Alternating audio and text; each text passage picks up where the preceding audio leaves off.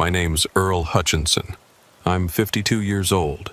Been driving trucks for damn near 30 years now. Started when I was fresh out of high school in Anchorage, back when my old man said I needed to learn what real work meant. "Boy," he told me, standing in the kitchen of our little house on Muldoon Road, coffee mug in one hand and the classified ads in the other. "You ain't going to college, and you ain't smart enough for office work, but you got strong hands and a good back. Time you learned how to use them." That was 1991. Ronald Reagan was still fresh in everyone's memory. The Cold War was winding down, and Alaska was booming with oil money and pipeline work. Trucking seemed like a good way to make decent money without having to go underground in the mines or offshore on the rigs. My old man knew a guy who ran a small freight company out of South Anchorage, and before I knew it, I was enrolled in truck driving school and learning how to handle a big rig on Alaska's unforgiving roads. 3 decades later, I'm still behind the wheel, though these days I stick mostly to the Alaska routes. Anchorage to Fairbanks on the Parks Highway, sometimes up the Dalton Highway to Deadhorse when the money's right and the weather cooperates, occasional runs down to Valdez or out to the Kenai Peninsula. It's brutal work, especially in winter when the temperatures drop to 40 below and the wind chill makes it feel like the surface of Mars. But it's honest work, and it's kept food on my table and a roof over my head all these years. The company I work for now is called Northern Express. Been with them for almost 15 years. Before that, I bounced around between smaller outfits, some good, some not so good, a couple that went out of business when the economy took a hit. Northern Express is solid, though. They pay fair wages, maintain their equipment properly, and they don't push drivers to violate safety regulations to make impossible delivery schedules. The owner, a Norwegian immigrant named Lars Eriksson, understands that Alaska trucking is different from hauling freight in the lower 48. Up here, the distances are longer, the weather is more unpredictable, and the consequences of cutting corners can be fatal. I drive a 2018 Peterbilt 389, blue and silver, with a 70-inch sleeper cab and a Caterpillar C15 engine that purrs like a giant mechanical cat when it's properly maintained. I call her Bertha, though I've never been the type to get overly sentimental about machinery.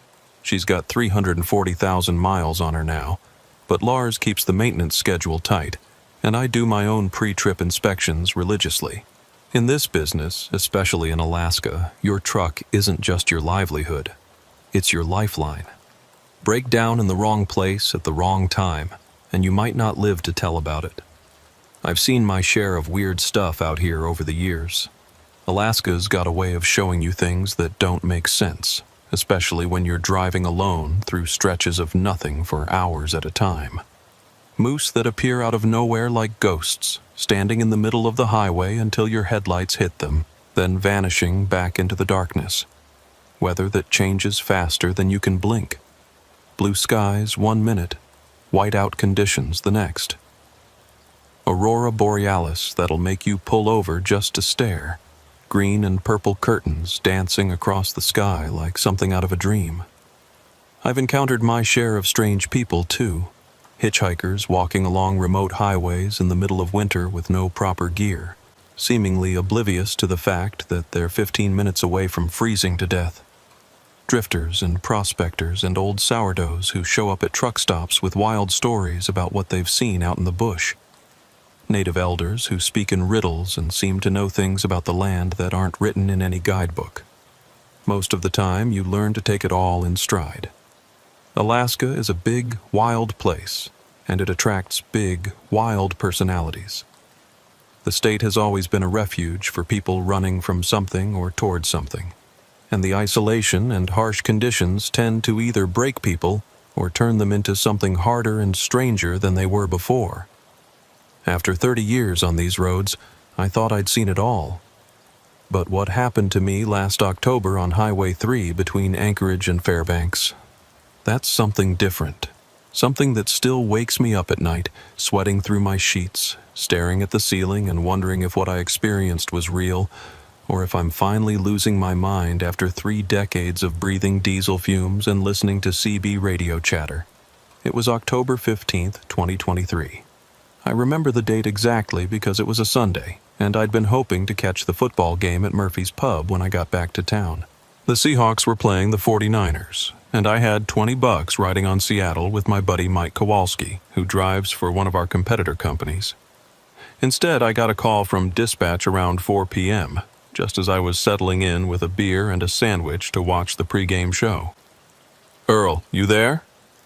It was Diane Kowalski, Mike's wife, actually, who works part-time handling weekend dispatches for Northern Express.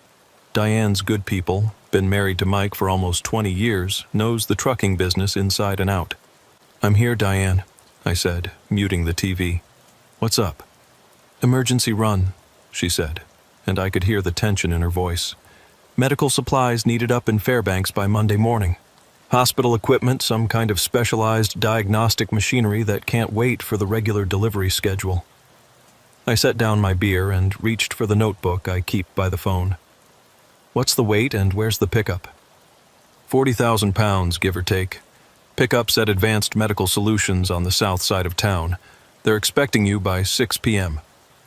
"Sunday premium rates?" I asked, though I was already calculating the drive time in my head. 4 hours to Fairbanks if the weather cooperated, maybe 5 if it didn't. Not a bad run, and Sunday runs usually paid time and a half. "Double overtime," Diane said. "Customers paying emergency rates." That got my attention. Double overtime meant serious money, the kind of money that would cover my truck payment for the month and leave enough left over to get those new tires I'd been putting off. My ex-wife Janet had been on me about the alimony payments again. Seems like every time I get a little ahead financially, she finds a reason to remind me that the divorce settlement isn't just a suggestion, and Bertha needed new tires before winter really set in.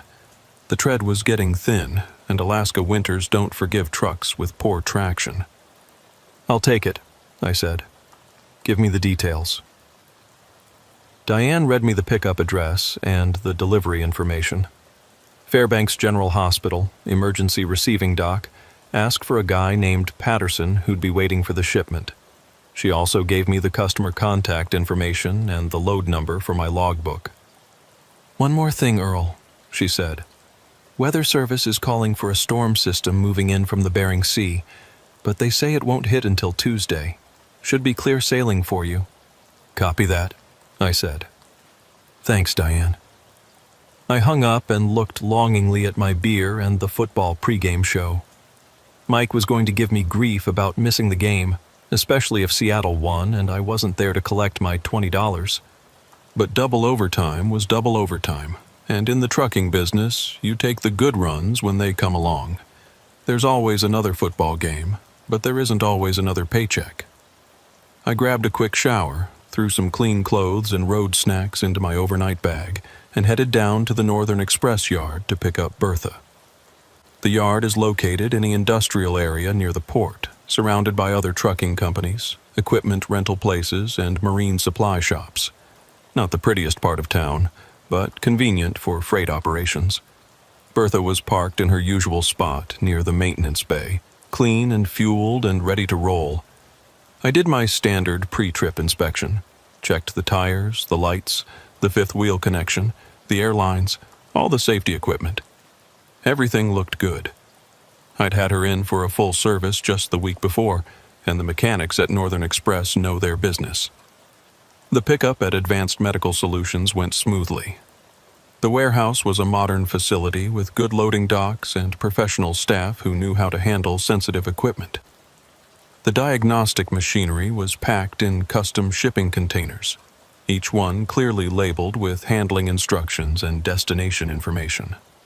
It took about an hour to get everything loaded and secured, with me checking the load securement straps twice to make sure nothing would shift during transport. The manifest showed exactly what Diane had told me. Just over 40,000 pounds of medical equipment, all of it bound for Fairbanks General Hospital. The paperwork was clean, no special permits required, no hazardous materials placards needed. Just a straightforward freight run with an emergency delivery deadline.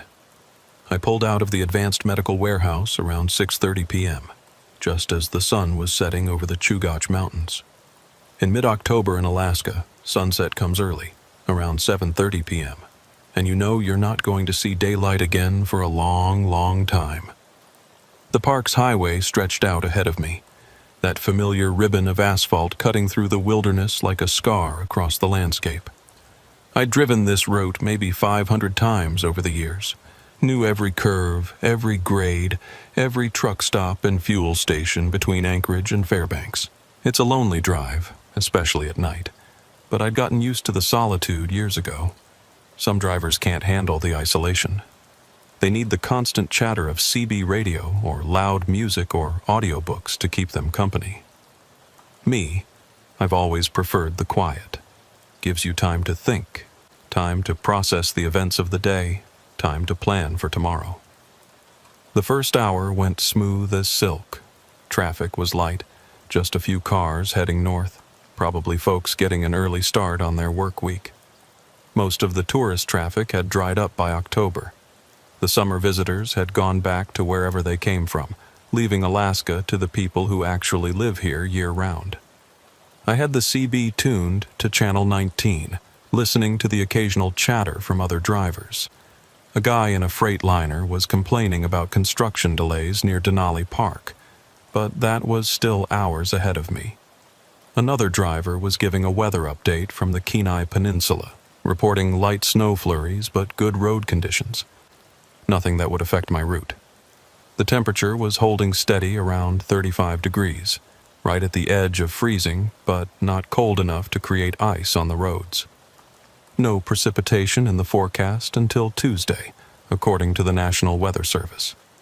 Perfect conditions for night driving with a heavy load. I stopped for fuel at the big truck stop in Wasilla around 8:30 p.m.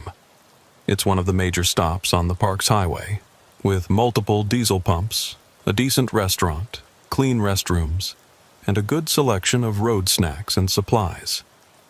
I topped off both fuel tanks, checked my oil and coolant levels, and grabbed a thermos of coffee and a ham sandwich for the road. While I was fueling up, I ran into another Northern Express driver, a guy named Tommy Nakamura, who I'd worked with off and on for about 10 years. Tommy was heading south with a load of lumber from Fairbanks, said the roads were clear all the way down. "How's it looking up north?" I asked. "Good as it gets for October," Tommy said. "Little bit of fog in the valleys, but nothing you can't handle. Should be a smooth run." We chatted for a few more minutes about company business, recent changes in federal trucking regulations, and the upcoming winter schedule. Tommy mentioned that Lars was looking to hire a couple more drivers for the winter season. Business was picking up with the oil companies gearing up for increased pipeline maintenance work. I climbed back into Bertha around 9 p.m. and got rolling again. The next stretch of highway runs through some of the most beautiful country in Alaska, rolling hills covered with birch and spruce forest, with the Alaska Range visible in the distance on clear days. At night, it's just darkness beyond the reach of your headlights, but you can feel the vastness out there, the weight of all that wild country pressing in around you. Around mile marker 187, just south of Talkeetna, I started noticing the fog rolling in. It came up fast the way it does sometimes in the river valleys, thick white fingers creeping across the highway like something alive. I slowed down from 70 to about 55 miles per hour, flipped on my fog lights, and settled in for a more careful drive. Fog is one of the trickier driving conditions you encounter in Alaska trucking. It's not like snow or ice, where at least you can see what you're dealing with. Fog is deceptive. It can look light and manageable from a distance, then suddenly become thick as cotton when you're in the middle of it. And it tends to come and go in patches, which means your visibility can change from a quarter mile to 10 feet in a matter of seconds. You don't rush when visibility drops like that, not with 40,000 pounds of delicate medical equipment behind you. The load was worth more than my annual salary, and the hospital was counting on it to be delivered in perfect condition. Better to arrive a little late than to arrive with a trailer full of broken equipment because I tried to maintain highway speed in dangerous conditions. That's when I saw him. He was standing on the shoulder just outside Talkeetna, right where the fog was thickest. Tall guy, maybe 6'2", wearing a dark jacket and jeans.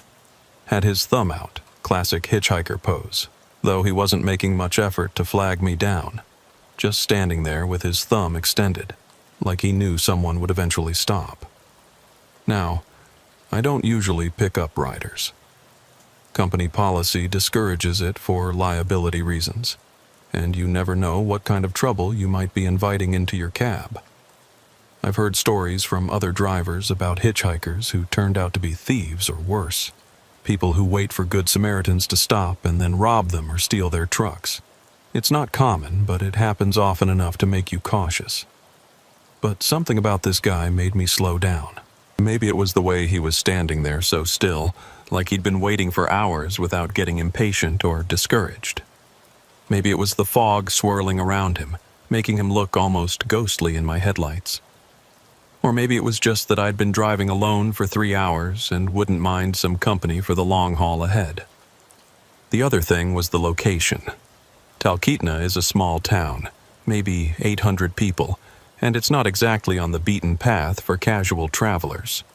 Anyone standing on the highway outside Talkeetna at night in October either lived there or had a damn good reason for being there, and if he lived there, he probably knew enough about Alaska survival to not be standing around without proper gear unless he was in genuine trouble. I pulled over about 50 feet past him, air brakes hissing as I brought the big rig to a stop. In my side mirror, I watched him jog up to the passenger door. He moved kind of stiff, like his joints weren't working quite right, but I figured that was probably because he'd been standing in the cold for a while. When he climbed up to the cab door, I got my first good look at him through the window. He was younger than I'd thought from a distance, maybe early 30s, with dark hair and pale skin. Clean-shaven, not like a lot of the drifters and seasonal workers you see thumbing rides out here. His clothes were nice too. Not brand new, but clean and well-maintained. Dark blue jacket that looked like it might be wool, good jeans, decent boots. Not the kind of gear you'd expect from someone who'd been living rough or traveling on a shoestring budget. What struck me most were his eyes. Dark, almost black, and they had this intensity to them, like he was looking right through you to something else, but not in a threatening way, more like he was carrying some heavy thoughts and trying to figure out how to express them. "Thanks for stopping," he said when I rolled down the window. His voice was quiet, polite, with just a hint of what might have been an Alaska accent. "I really appreciate it." "Where are you headed?" I asked. "Fairbanks," he said. "Going home." Well, that was convenient. Same direction I was going, and it would give me someone to talk to during the long stretch through Denali Park and beyond. I told him to climb in, and he did, settling into the passenger seat with a grateful sigh. He was carrying a small duffel bag, olive green canvas, looked like military surplus. He set it down between his feet and buckled his seatbelt. "Name's Danny," he said, extending his hand. "Danny Morrison." "Earl Hutchinson," I replied, shaking his hand. His grip was firm, but his skin was cold, really cold, like he'd been standing outside for hours, which he probably had been, given the location and the time of night. "You been waiting long?" I asked as I put the rig back in gear and pulled out onto the highway. "Longer than I'd like," he said with a small smile. "Car broke down about 10 miles back. Cell phone's dead, and you know how it is out here. Not a lot of traffic this time of night." I nodded. I knew exactly how it was. You could be stranded for hours on some of these stretches, especially in weather like this. The fog was getting thicker as we talked, and I could feel the temperature dropping. According to my dashboard thermometer, it was down to 32 degrees, right at the freezing point. "Lucky I came along then," I said. "Yeah," he said, looking out at the fog swirling in the headlight beams. "Real lucky." For the first few miles after picking up Danny, we didn't talk much. He sat quietly, looking out the windshield as the fog swirled around us. I had the radio turned down low, just some classic rock station out of Anchorage playing Eagles and Fleetwood Mac, and the CB was quiet except for the occasional burst of static. The fog was making the driving more challenging than I'd expected. It seemed to be getting thicker instead of lighter, and it was starting to freeze on the windshield in thin sheets that the wipers couldn't quite clear. I had to use the windshield washer fluid more frequently than usual, and I bumped the defroster up to high to keep the inside of the glass clear. "You drive this route often?" Danny asked after we'd been rolling for about 20 minutes. 3-4 times a week, I said. "Been doing it for years. Alaska trucking's a small world. Same routes, same stops, same faces at the truck stops and loading docks." "Must get lonely," he said. "Sometimes," I admitted. "But I've gotten used to it. Some drivers need constant noise, constant stimulation. Me, I like the quiet. Gives you time to think." "What do you think about?" Danny asked, and there was something in his voice, a genuine curiosity, like my answer actually mattered to him. "Life, I guess. Family. Things I should have done differently. Things I'm glad I did the way I did them. The usual stuff." Danny nodded. "You got family in Anchorage?" "Ex-wife," I said. "Divorced about 8 years ago. No kids." "What about you? You from Fairbanks originally?" "Born and raised," he said. "Left for a while, but I'm coming back home now. You know how it is. Alaska gets in your blood. Hard to stay away for long." I knew exactly what he meant. I'd left once myself, back in my 20s, tried to make it in Seattle driving delivery trucks for a beverage distributor. The money was better, and the weather was easier. But I lasted about 2 years before I came crawling back to Alaska. There's something about this place. Something in the vastness and the wildness that gets under your skin. Once you're an Alaskan, you're always an Alaskan, no matter where you go or how long you stay away. "What do you do for work?" I asked. Danny was quiet for a moment, staring out at the fog. "Construction," he said finally. "Pipeline work mostly. Just finished a job down in Texas. Ready to get back to real winter, you know." I laughed. "Real winter's coming, all right. Weather Service says we might get that first big storm this week." "Good," Danny said. "I've missed the snow." That was a sentiment I could understand. After spending time in warmer climates, there's something about Alaska winter that starts to feel like home in a way that no other season can match. The silence of a landscape buried under 3 feet of snow, the way the northern lights dance across the star-filled sky, the sense of being connected to something ancient and elemental that modern civilization has mostly forgotten. We drove on through the fog, the miles rolling by under our wheels. The highway was almost empty. We passed maybe 3 vehicles in the next hour, all heading south toward Anchorage. The CB continued to be quiet except for occasional bursts of static and one weather update from a driver somewhere north of us reporting clear skies and good road conditions. Around 10:30 p.m., we passed through the little town of Talkeetna itself. Most of the buildings were dark, the tourist shops and restaurants closed for the season. A few houses showed lights in their windows, and I could see the glow from Mac's Fireside Lounge, which stays open year-round for the locals. But mostly the town looked buttoned up for winter, waiting for the snow to come and transform it into a Christmas card picture. "You ever stop in Talkeetna?" I asked Danny. "Not for a long time," he said. "Used to come here as a kid with my folks. My dad liked to fish the Susitna River, and my mom enjoyed browsing the gift shops. Simpler times." There was something wistful in his voice, a note of loss or regret that made me glance over at him. He was still staring out the windshield, but his expression had changed. He looked older somehow, tired in a way that had nothing to do with the late hour. "They still around?" I asked. "Your folks?" "I hope so," he said quietly. That's part of why I'm coming home. I need to make some things right. I didn't push for details.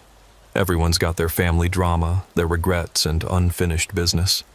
Sometimes a long drive gives people the space to talk about things they wouldn't normally discuss, but you can't force it. If Danny wanted to share more about his situation, he would. If not, that was his business. The fog started to lift a little as we gained elevation heading toward Denali Park. I was able to increase speed back to about 60 miles per hour, though I kept a careful eye on the road conditions. The temperature had dropped to 28 degrees, cold enough that any moisture on the road surface could turn to black ice without warning. "You been away from home long?" I asked. 15 years, Danny said. "Too long." That seemed like a long time to be away, especially if his folks were still alive and living in the same place. But people have their reasons for leaving, and their reasons for coming back. Maybe he'd had a falling out with his family, or maybe work had just taken him to different places. The pipeline construction business tends to move people around a lot. One job in Alaska, the next in Texas or North Dakota or wherever the oil companies happen to be building or maintaining infrastructure. "Must be a big change, coming back after that long," I said. "Everything's different," Danny said. "But also everything's the same, you know? The mountains, the rivers, the way the air smells when it's about to snow. Some things don't change, no matter how much time passes." Around 11:15 p.m., we stopped for fuel at a small truck stop just outside Cantwell. It's not much of a place, just a couple of diesel pumps, a convenience store, and a diner that serves coffee strong enough to wake the dead. But it's one of the few fuel stops on this stretch of highway, and it's always been a reliable place to take a break and check your equipment. Danny said he'd grab us some coffee while I fueled up and did a quick inspection of the load. I walked around the trailer, checking the tie-down straps and making sure nothing had shifted during the first part of the drive. Everything looked good. The medical equipment was riding steady and secure. When Danny came back with 2 large cups and a bag of donuts, I was finishing up my walk-around inspection. The coffee was hot and black, exactly how I liked it, and the donuts were fresh enough to still be warm. "Thanks for this," I said, accepting the coffee gratefully. "You didn't have to pay." "Least I can do," Danny said. "You saved me from a long, cold night on the side of the road." We climbed back into the cab and got rolling again. The fog had mostly cleared now, though there were still patches of low-hanging mist in some of the valleys.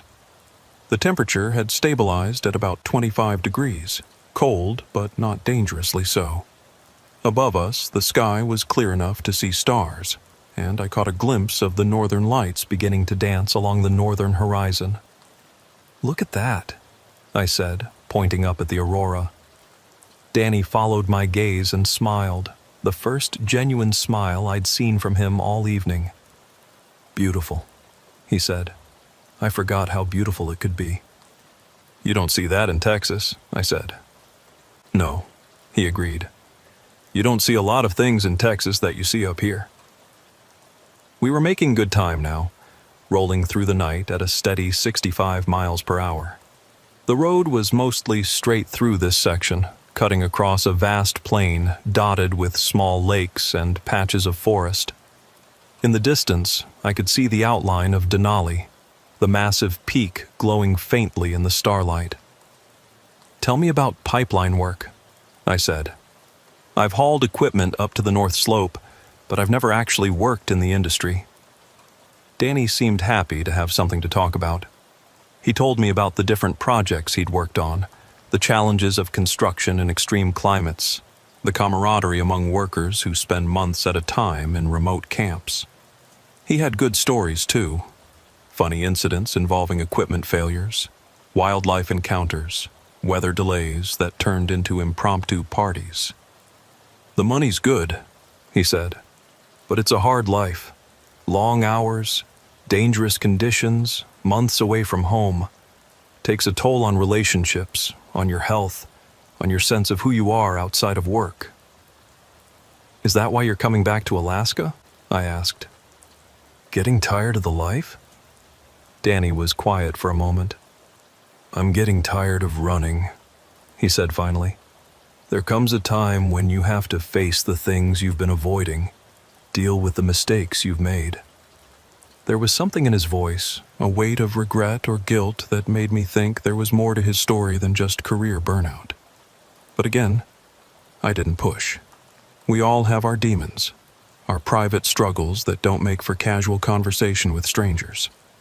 Around 12:30 a.m., we passed through Denali Park. The visitor center was dark, closed for the season, but you could see the outline of the mountains in the distance when the clouds broke. The park is 6 million acres of wilderness, home to grizzly bears, wolves, caribou, and Dall sheep. In summer, it's packed with tourists from around the world. In winter, it belongs to the animals and the few hardy souls who work there year-round. Ever been inside the park? I asked Danny. Once, he said, when I was 17. Went camping with some friends the summer before I left home. Good memories? Danny shrugged.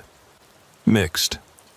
It was a good trip, but it was also the last time I did something like that with friends from home. After that, everything changed. I sensed there was a story there, but Danny didn't seem inclined to share it. Instead, he started asking me questions about my own background, how I'd gotten into trucking, what I liked about the work, whether I'd ever considered doing anything else. It was the kind of conversation you have on long drives, swapping life stories and killing time while the miles roll by. I told him about growing up in Anchorage, about my father's advice to learn a trade, about the early years when I'd driven for smaller companies that didn't always pay their drivers on time or maintain their equipment properly. I told him about my ex-wife Janet, how the demands of long-haul trucking had contributed to the breakdown of our marriage, about the struggle to find the right balance between work and personal life in a job that requires you to be away from home for days at a time. You ever regret it? Danny asked. The trucking, I mean. Sometimes, I admitted. Especially when I think about what might have been different if I'd chosen another path. But mostly, no. It's been a good life. I've seen a lot of country, met a lot of interesting people, made enough money to live comfortably. Not everyone can say that about their work. What about family? Danny asked. You ever think about starting over? Maybe finding someone new? I'd thought about it, especially in the years immediately after the divorce. But dating is complicated when you're on the road 3 or 4 days a week, and I'd reached an age where I was probably set in my ways. Besides, I'd learned to appreciate the solitude that trucking provides. There's something to be said for a life where your main relationships are with the road, the truck, and the ever-changing landscape outside your windshield. Maybe someday, I said, but I'm in no hurry. What about you? You got someone waiting for you in Fairbanks? Danny shook his head. No, nobody waiting. That's part of the problem, actually. I've spent so much time running from my past that I forgot to build a future. It was approaching 1 a.m. when we started the long climb toward Fairbanks.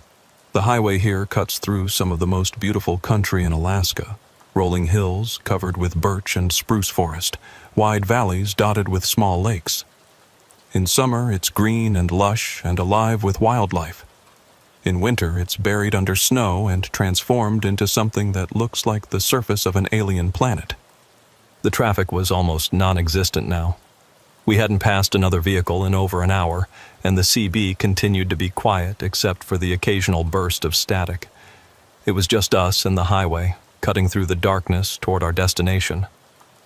You know, Danny said, breaking a long stretch of comfortable silence. I really appreciate you picking me up tonight. Most drivers wouldn't have stopped. Most drivers are smarter than I am, I said with a laugh. Company policy says we're not supposed to pick up hitchhikers. Liability issues. But you stopped anyway. Yeah, well, sometimes company policy doesn't account for human decency. You looked like you needed help, and I was going in the right direction anyway. Danny nodded. Still, I'm grateful. I was starting to think I might be stuck out there all night. Where exactly did your car break down? I asked. Might be worth calling a tow truck when we get to Fairbanks, see if it's something that can be fixed. Danny was quiet for a moment. It's not worth fixing, he said finally. Old car, more problems than it's worth. I was planning to just abandon it. That seemed odd. Even an old car with mechanical problems usually has some salvage value, and towing companies in Alaska are used to dealing with vehicles that break down in remote locations. But maybe Danny was right. Maybe the car was so far gone that it wasn't worth the cost of towing and repairs. Around 1:30 a.m., we started seeing the glow of Fairbanks in the distance. It's not a big city by lower 48 standards. Maybe 30,000 people in the city proper, maybe double that if you count the surrounding area. But after hours of driving through empty wilderness, those city lights are a welcome sight. Almost home, I said. Yeah, Danny said, but there was something in his voice, a nervousness or uncertainty that hadn't been there before. Almost home. You okay? I asked. You sound a little nervous. Danny gave a weak smile. It's just been a long time. I'm not sure what to expect. I could understand that. Coming home after a long absence can be more stressful than leaving in the first place. People change, places change, and sometimes the home you remember doesn't exist anymore except in your memory. Family know you're coming? I asked. No, Danny said. I wanted it to be a surprise. That could go either way, depending on the circumstances of his departure and the relationships he'd left behind. Surprise homecomings are great in movies, but in real life they can be complicated, especially if there had been unresolved conflicts or hurt feelings. We hit the outskirts of Fairbanks around 2 a.m. The city was mostly asleep, just a few late-night businesses still showing lights. I knew the route to the hospital from memory, north on the Parks Highway, then east on College Road to the medical center. The delivery dock would be open 24 hours for emergency shipments like this. Hospital first, I told Danny. Then I'll run you out to your folks' place. No rush, he said. I've waited this long. Another hour won't matter. The delivery at Fairbanks General went smoothly. The hospital loading dock was well lit and properly staffed, even at this ungodly hour. A guy named Patterson was waiting for me, just like Diane had said he would be. He had a crew of technicians ready to unload the diagnostic equipment and transport it immediately to wherever it was needed. It took about 45 minutes to get everything unloaded and the paperwork completed. I did my usual post-delivery inspection, checking for any damage to the trailer or problems with the truck that might have developed during the trip. Everything looked good. Bertha had performed flawlessly, as she always did when properly maintained. Danny waited in the cab during the whole unloading process, dozing fitfully in the passenger seat. I could see him in the side mirror, head leaning against the window, but his sleep seemed restless. Every few minutes he'd shift position or mutter something under his breath. When I climbed back into the driver's seat, he stirred awake immediately, like he'd been listening for my return. All done? He asked, rubbing his eyes. All done, I confirmed. Now let's get you home. I'd looked up the Steese Highway on my GPS while we were unloading, and I could see the general area Danny had described. The highway ran northeast out of town, crossing the Chena River about 12 miles out. From there, it continued toward Central and the old mining country. I figured Birch Lane must be one of those residential roads that branched off toward the older homesteads. You sure you remember how to get there? I asked as we pulled out of the hospital parking lot. It's been 15 years. I could find it blindfolded, Danny said with confidence. Some things you don't forget. We drove through the sleeping city and out onto the Steese Highway. Fairbanks at 3 a.m. is a different place than Fairbanks during the day. The streets are empty except for the occasional police cruiser or snowplow getting ready for the winter season. Most of the businesses are dark, their neon signs turned off for the night. Even the bars had closed by now, leaving only the 24-hour gas stations and the hospital emergency room showing any signs of life. Danny seemed more alert now, sitting up straight and watching the familiar landmarks go by. He pointed out a few places he remembered.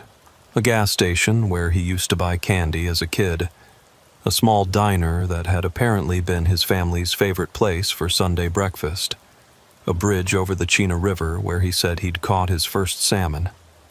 "Thanks for doing this," he said as we crossed the river bridge.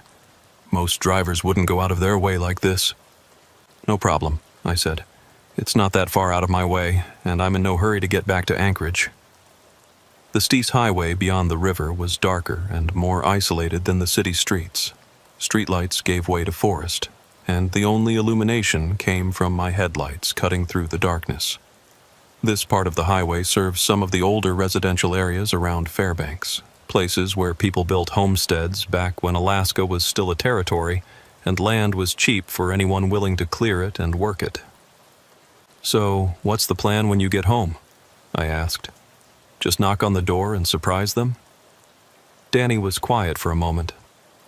"I guess so. I know it sounds crazy, showing up in the middle of the night after 15 years, but I couldn't wait until morning. I've been thinking about this moment for so long, and now that I'm finally here..." "They're going to be shocked," I said. "But probably good shocked. Parents never stop worrying about their kids, no matter how old they get or how long they've been gone." "I hope so," Danny said, but there was still that uncertainty in his voice. A lot happened before I left. Things were said. Feelings were hurt. I'm not sure they'll be happy to see me. "What kind of things?" I asked, then immediately regretted the question. "Sorry, that's none of my business." "It's okay," Danny said. "It was about money, mostly, and responsibility, and the choices I was making. My dad thought I was wasting my life, hanging around with the wrong people, not living up to my potential. He wanted me to go to college, get a degree, make something of myself." "And you didn't want to do that?" Danny shrugged. "I was 18, thought I knew everything. College seemed like a waste of time when I could be making money working construction or in the oil fields. Plus, I was dating this girl my parents didn't approve of, and I was spending too much time partying with friends they thought were bad influences." It was a familiar story. I'd seen it played out dozens of times over the years. Young people in Alaska caught between the traditional expectations of their families and the wild anything-goes culture that the state's boom and bust economy tends to create. The oil money and pipeline work attract young men looking to make fast money without college degrees, and the isolation and harsh conditions create a kind of frontier mentality where rules and conventional wisdom don't always apply. "What was the final straw?" I asked. Danny was quiet for several minutes, staring out at the dark forest rolling by outside the passenger window.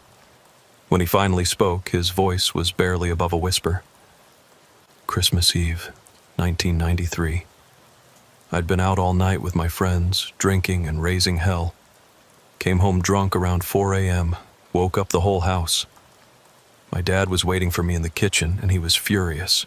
He said he was tired of my behavior, tired of making excuses for me, tired of watching me throw away every opportunity he'd worked to give me." Danny paused, and I could see him swallow hard in the glow from the dashboard lights. "He said if I couldn't respect his house and his rules, then I wasn't welcome there anymore. Told me to pack my things and get out. Said I could come back when I was ready to grow up and act like a responsible adult." "And you left?" "I left. Packed everything I owned into my car and drove away. I was so angry, so sure that he was wrong and I was right. I thought I'd show him, prove that I could make it on my own without his help or his approval." "But you never went back?" Danny shook his head. "I was too proud, too stubborn. I kept telling myself I'd go back when I'd made something of myself, when I could prove that his way wasn't the only way. But the years kept passing, and it kept getting harder to make that phone call or write that letter. Eventually, it felt like too much time had passed, like too much water had gone under the bridge." I understood that feeling. Pride is a powerful thing, and sometimes it can keep you trapped in patterns of behavior long after they stop making sense. I'd seen it with my own father, who died 5 years earlier without us ever really resolving some of our differences. The older you get, the more you realize that being right isn't always more important than being connected to the people you love. "What changed?" I asked. "What made you finally decide to come home?" Danny was quiet again, and I started to think he wasn't going to answer. Then he said, "I had a dream about them, about my parents. They were standing in the kitchen of our old house, and they looked exactly the same as they did the last time I saw them. My mother was making coffee, and my father was reading the newspaper at the kitchen table, and they were waiting for me." "Waiting for you?" "In the dream, I could see them through the window, but I couldn't get inside. I kept trying the door, but it was locked. I knocked and called out to them, but they couldn't hear me. They just kept waiting, like they knew I was coming, but couldn't understand why I wasn't coming inside." Danny's voice had gotten quieter as he told me about the dream, and there was something in his tone that made the hair on the back of my neck stand up. It wasn't just sadness or regret. There was something else, something that sounded almost like fear. "I had that same dream 3 nights in a row," he continued. "And each night they looked a little more worried, a little more sad. Like they were starting to think I might never come home. So you decided to surprise them." "I decided I couldn't wait any longer. I quit my job in Texas, sold everything I owned except what would fit in my car, and started driving north.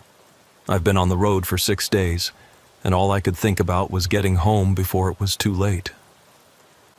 "Too late for what?" Danny didn't answer immediately.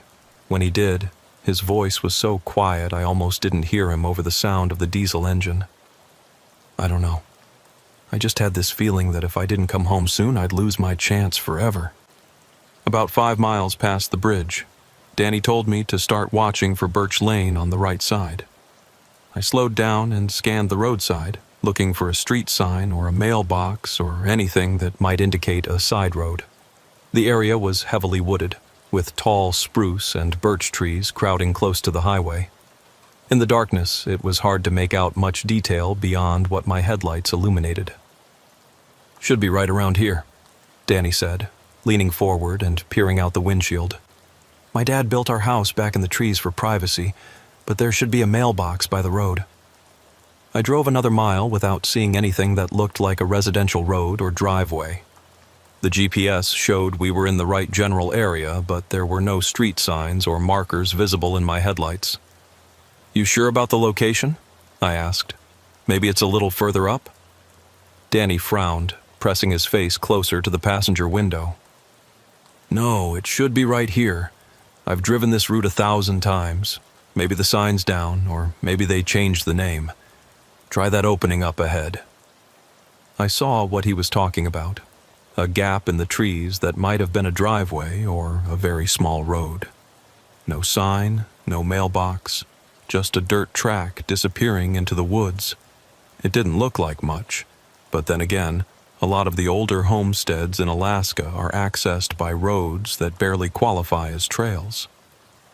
"You want me to try going up there?" I asked.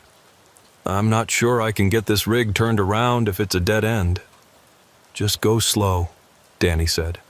"If it gets too narrow, I can walk from here. I know these woods." I turned off the highway and onto the dirt track. It was barely wide enough for the truck, with tree branches scraping against the sides of the trailer. The surface was rough, full of potholes and ruts that made the cab bounce and sway.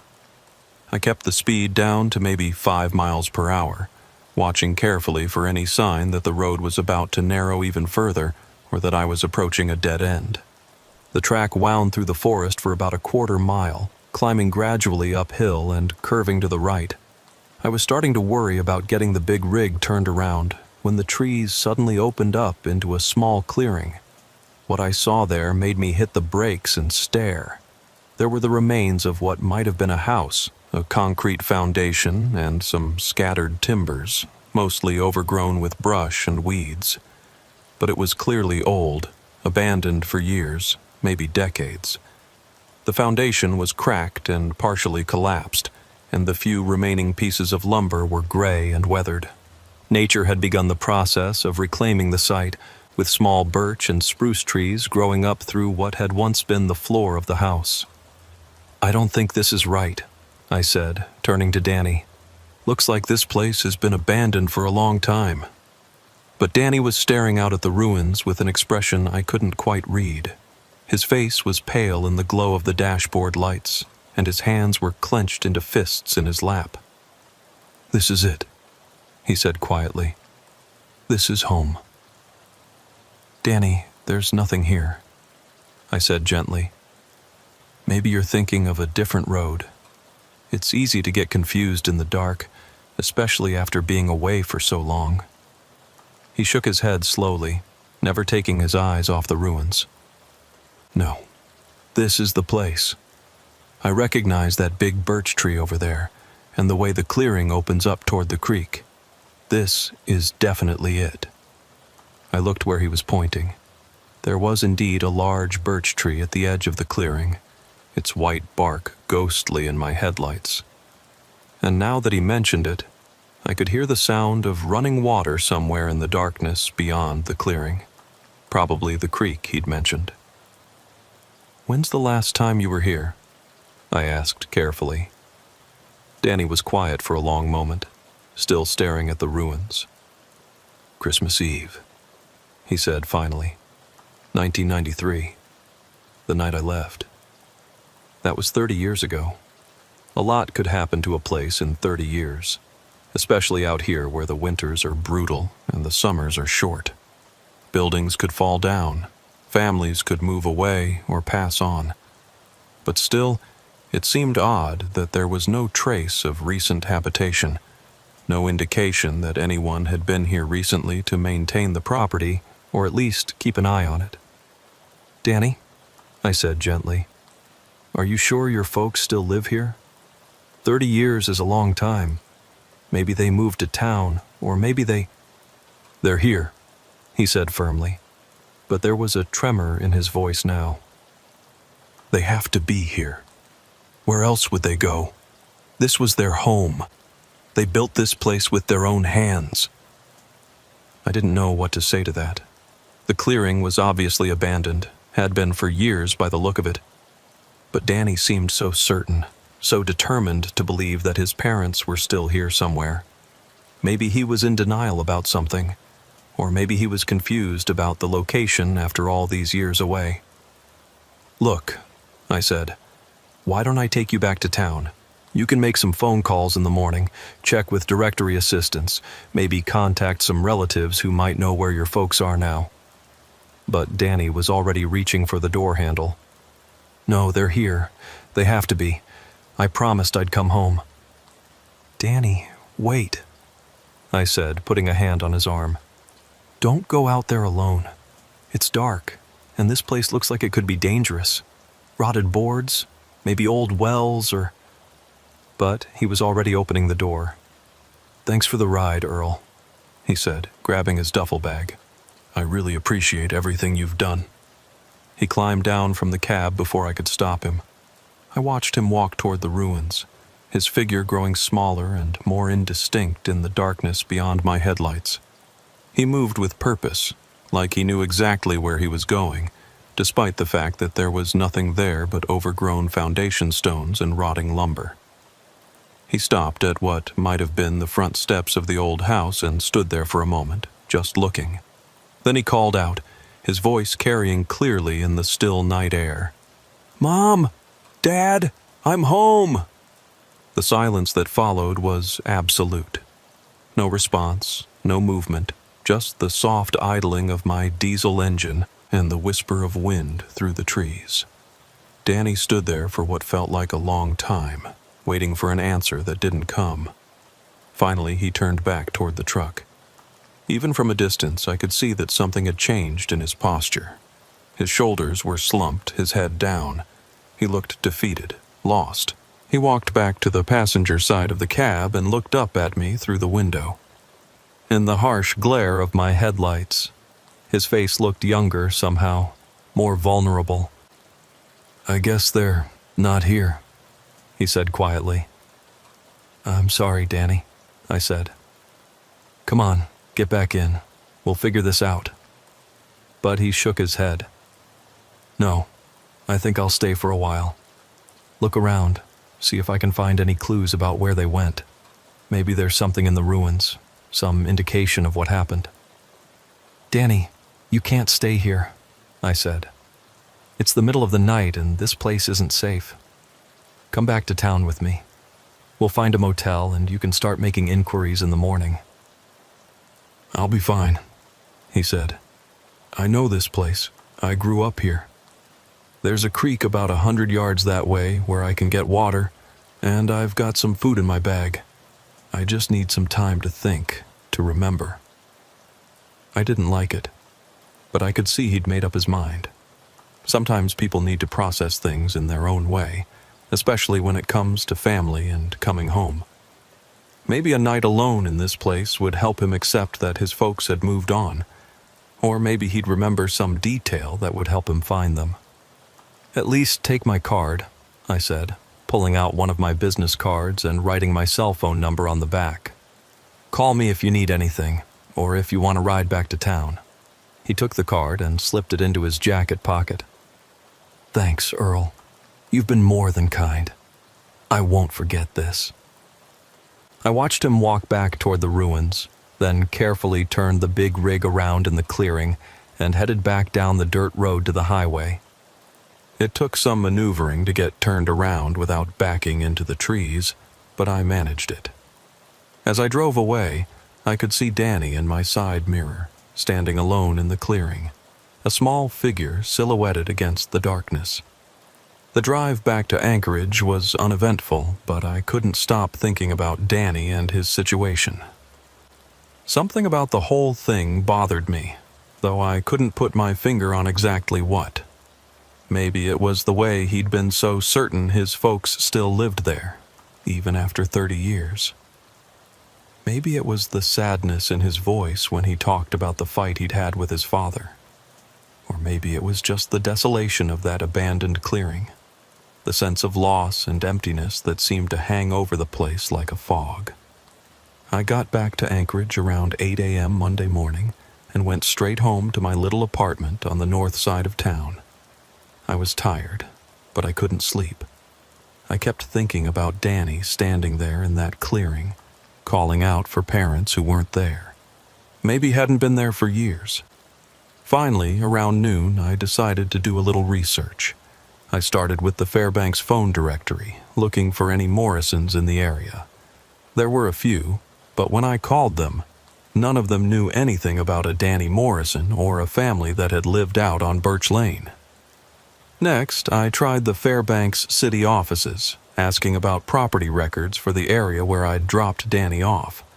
The clerk was helpful, but she said their records showed that whole section as undeveloped forest land. According to their maps, there was no Birch Lane, no residential properties, no homesteads in that area. "Are you sure about the location?" she asked. "Sometimes people get confused about road names or property boundaries, especially in the older areas outside town." I gave her the exact coordinates from my GPS and she checked again. Same result.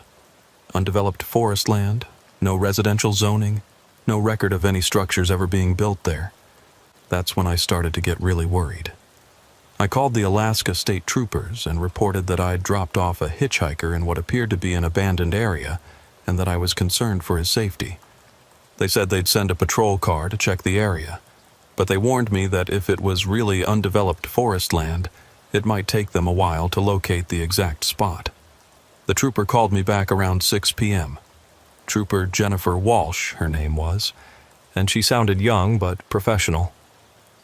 "Mr. Hutchinson," she said, "we found the clearing you described, but there was no sign of the individual you dropped off there.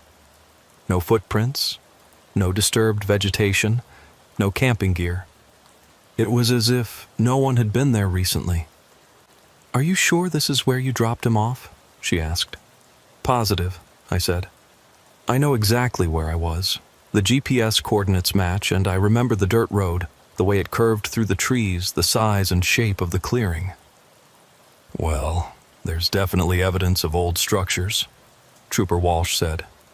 Looks like someone lived there at one time, but it's been abandoned for many years. We found some old foundation stones and rotted lumber, but nothing recent. Maybe he hiked out to the highway and caught another ride? I suggested. Maybe, she said, but she didn't sound convinced. We'll keep an eye out for him, but if he left the area voluntarily, there's not much we can do. Adults have the right to go where they please, even if it seems like poor judgment. That night, I couldn't sleep at all. I kept going over the conversation I'd had with Danny, trying to remember every detail. Something was nagging at me, some inconsistency or detail that didn't fit, but I couldn't put my finger on what it was. Around 3 a.m. it hit me. His clothes. They'd been nice, clean, well-maintained. Not new, but not old either. The kind of clothes you'd wear if you'd just bought them recently, or if you'd been taking good care of them for a long time.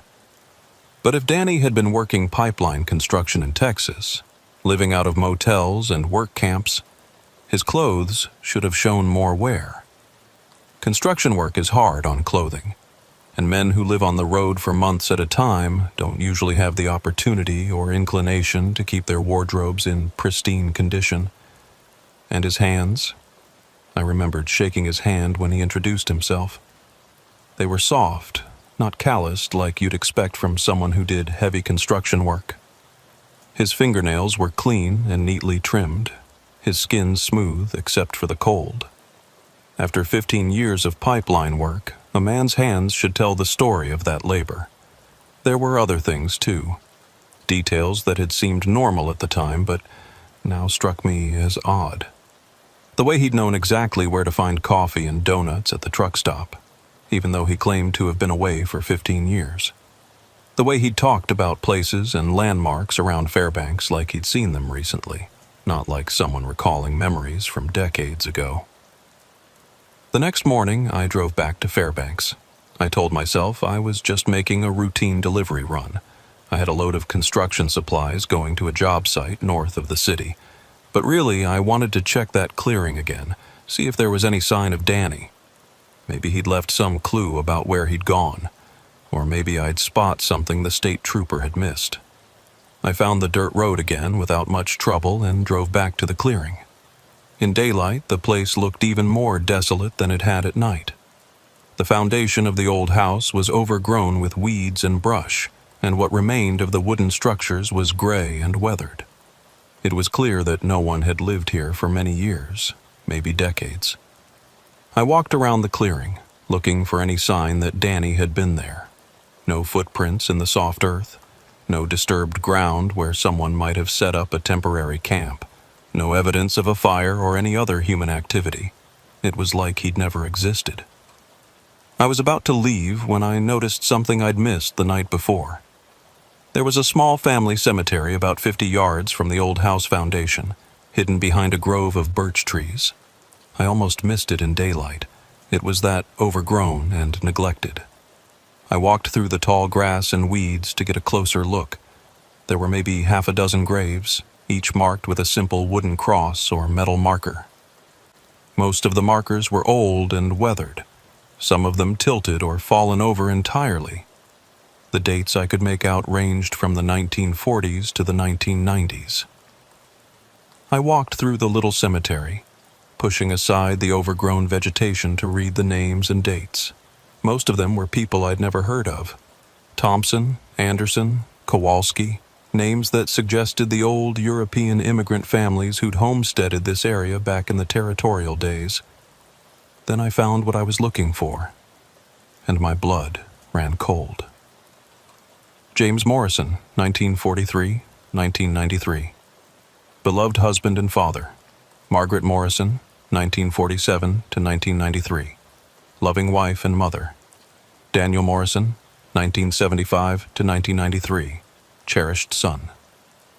All three had died in 1993. All three had died on the same day, December 24th, 1993. Christmas Eve. I stood there staring at that last marker for a long time, my mind trying to process what I was seeing. Danny Morrison, 1975, 1993. He would have been 18 years old when he died, 30 years ago, almost to the day. According to the dates on the headstones, Danny Morrison had died on Christmas Eve, 1993. The same night he'd told me he'd left home after the fight with his father, and his parents had died the same day. I pulled out my cell phone with shaking hands and called the state troopers again. When Trooper Walsh answered, I could barely get the words out. I think I need to report something about that missing person case, the hitchhiker I dropped off yesterday. What about him, Mr. Hutchinson?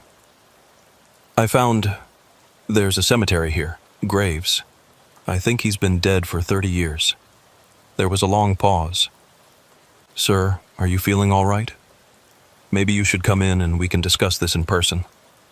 I gave her the location and waited for her to arrive. When she got there with her partner, I showed them the graves and told them everything I could remember about my conversation with Danny. They took notes and photos, but I could see the skepticism in their eyes. Finally, Trooper Walsh asked me the question I'd been dreading. Mr. Hutchinson, when's the last time you had a medical checkup? Any history of hallucinations, sleep disorders, medication that might cause confusion? I knew how it sounded. I knew how crazy the whole story was, but I also knew what I'd experienced, and I had one piece of evidence they couldn't explain away. Follow me back to my truck, I said. When we got to where I'd parked Bertha, I opened the passenger door and pointed to something on the floor of the cab.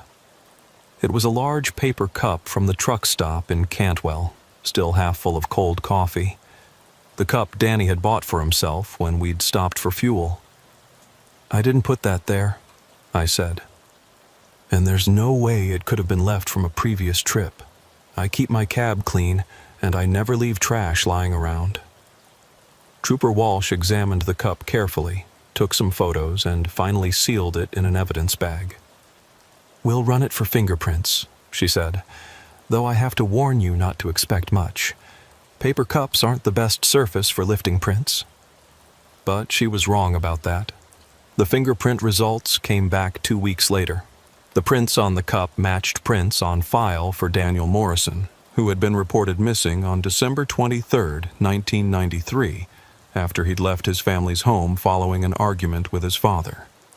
According to the police report, Danny had stormed out of the house around midnight on December 23rd, after a heated argument about his behavior and his future. His parents had expected him to cool off and come home by Christmas morning, but he never did. His car had been found 3 days later at the bottom of a steep ravine about 10 miles from the family homestead. The vehicle had gone off the road during an ice storm on Christmas Eve, apparently while Danny was trying to drive back home. He'd died on impact. The report noted that Danny's parents, James and Margaret Morrison, had been devastated by their son's death. They blamed themselves for the argument that had driven him out of the house, and they never recovered from the guilt and grief. On the same day their son's body was found, they had taken their own lives in their home. The property had been abandoned ever since. No relatives had come forward to claim it, and the state had eventually taken possession of the land for back taxes. The house had been left to deteriorate naturally, and nature had slowly begun the process of reclaiming the homestead. Trooper Walsh called me personally with the results. Her voice was quiet, subdued.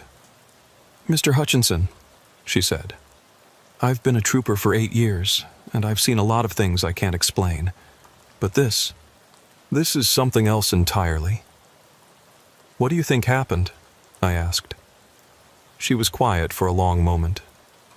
Honestly, I think maybe some people get lost between here and wherever they're supposed to go next. And maybe sometimes they need help finding their way home. But why me? Why did he appear to me? I don't know, she said. Maybe because you were the kind of person who would stop to help a stranger. Maybe because you were going in the right direction. Or maybe it was just chance. I never drove the Steese Highway extension again after that. Couldn't bring myself to do it.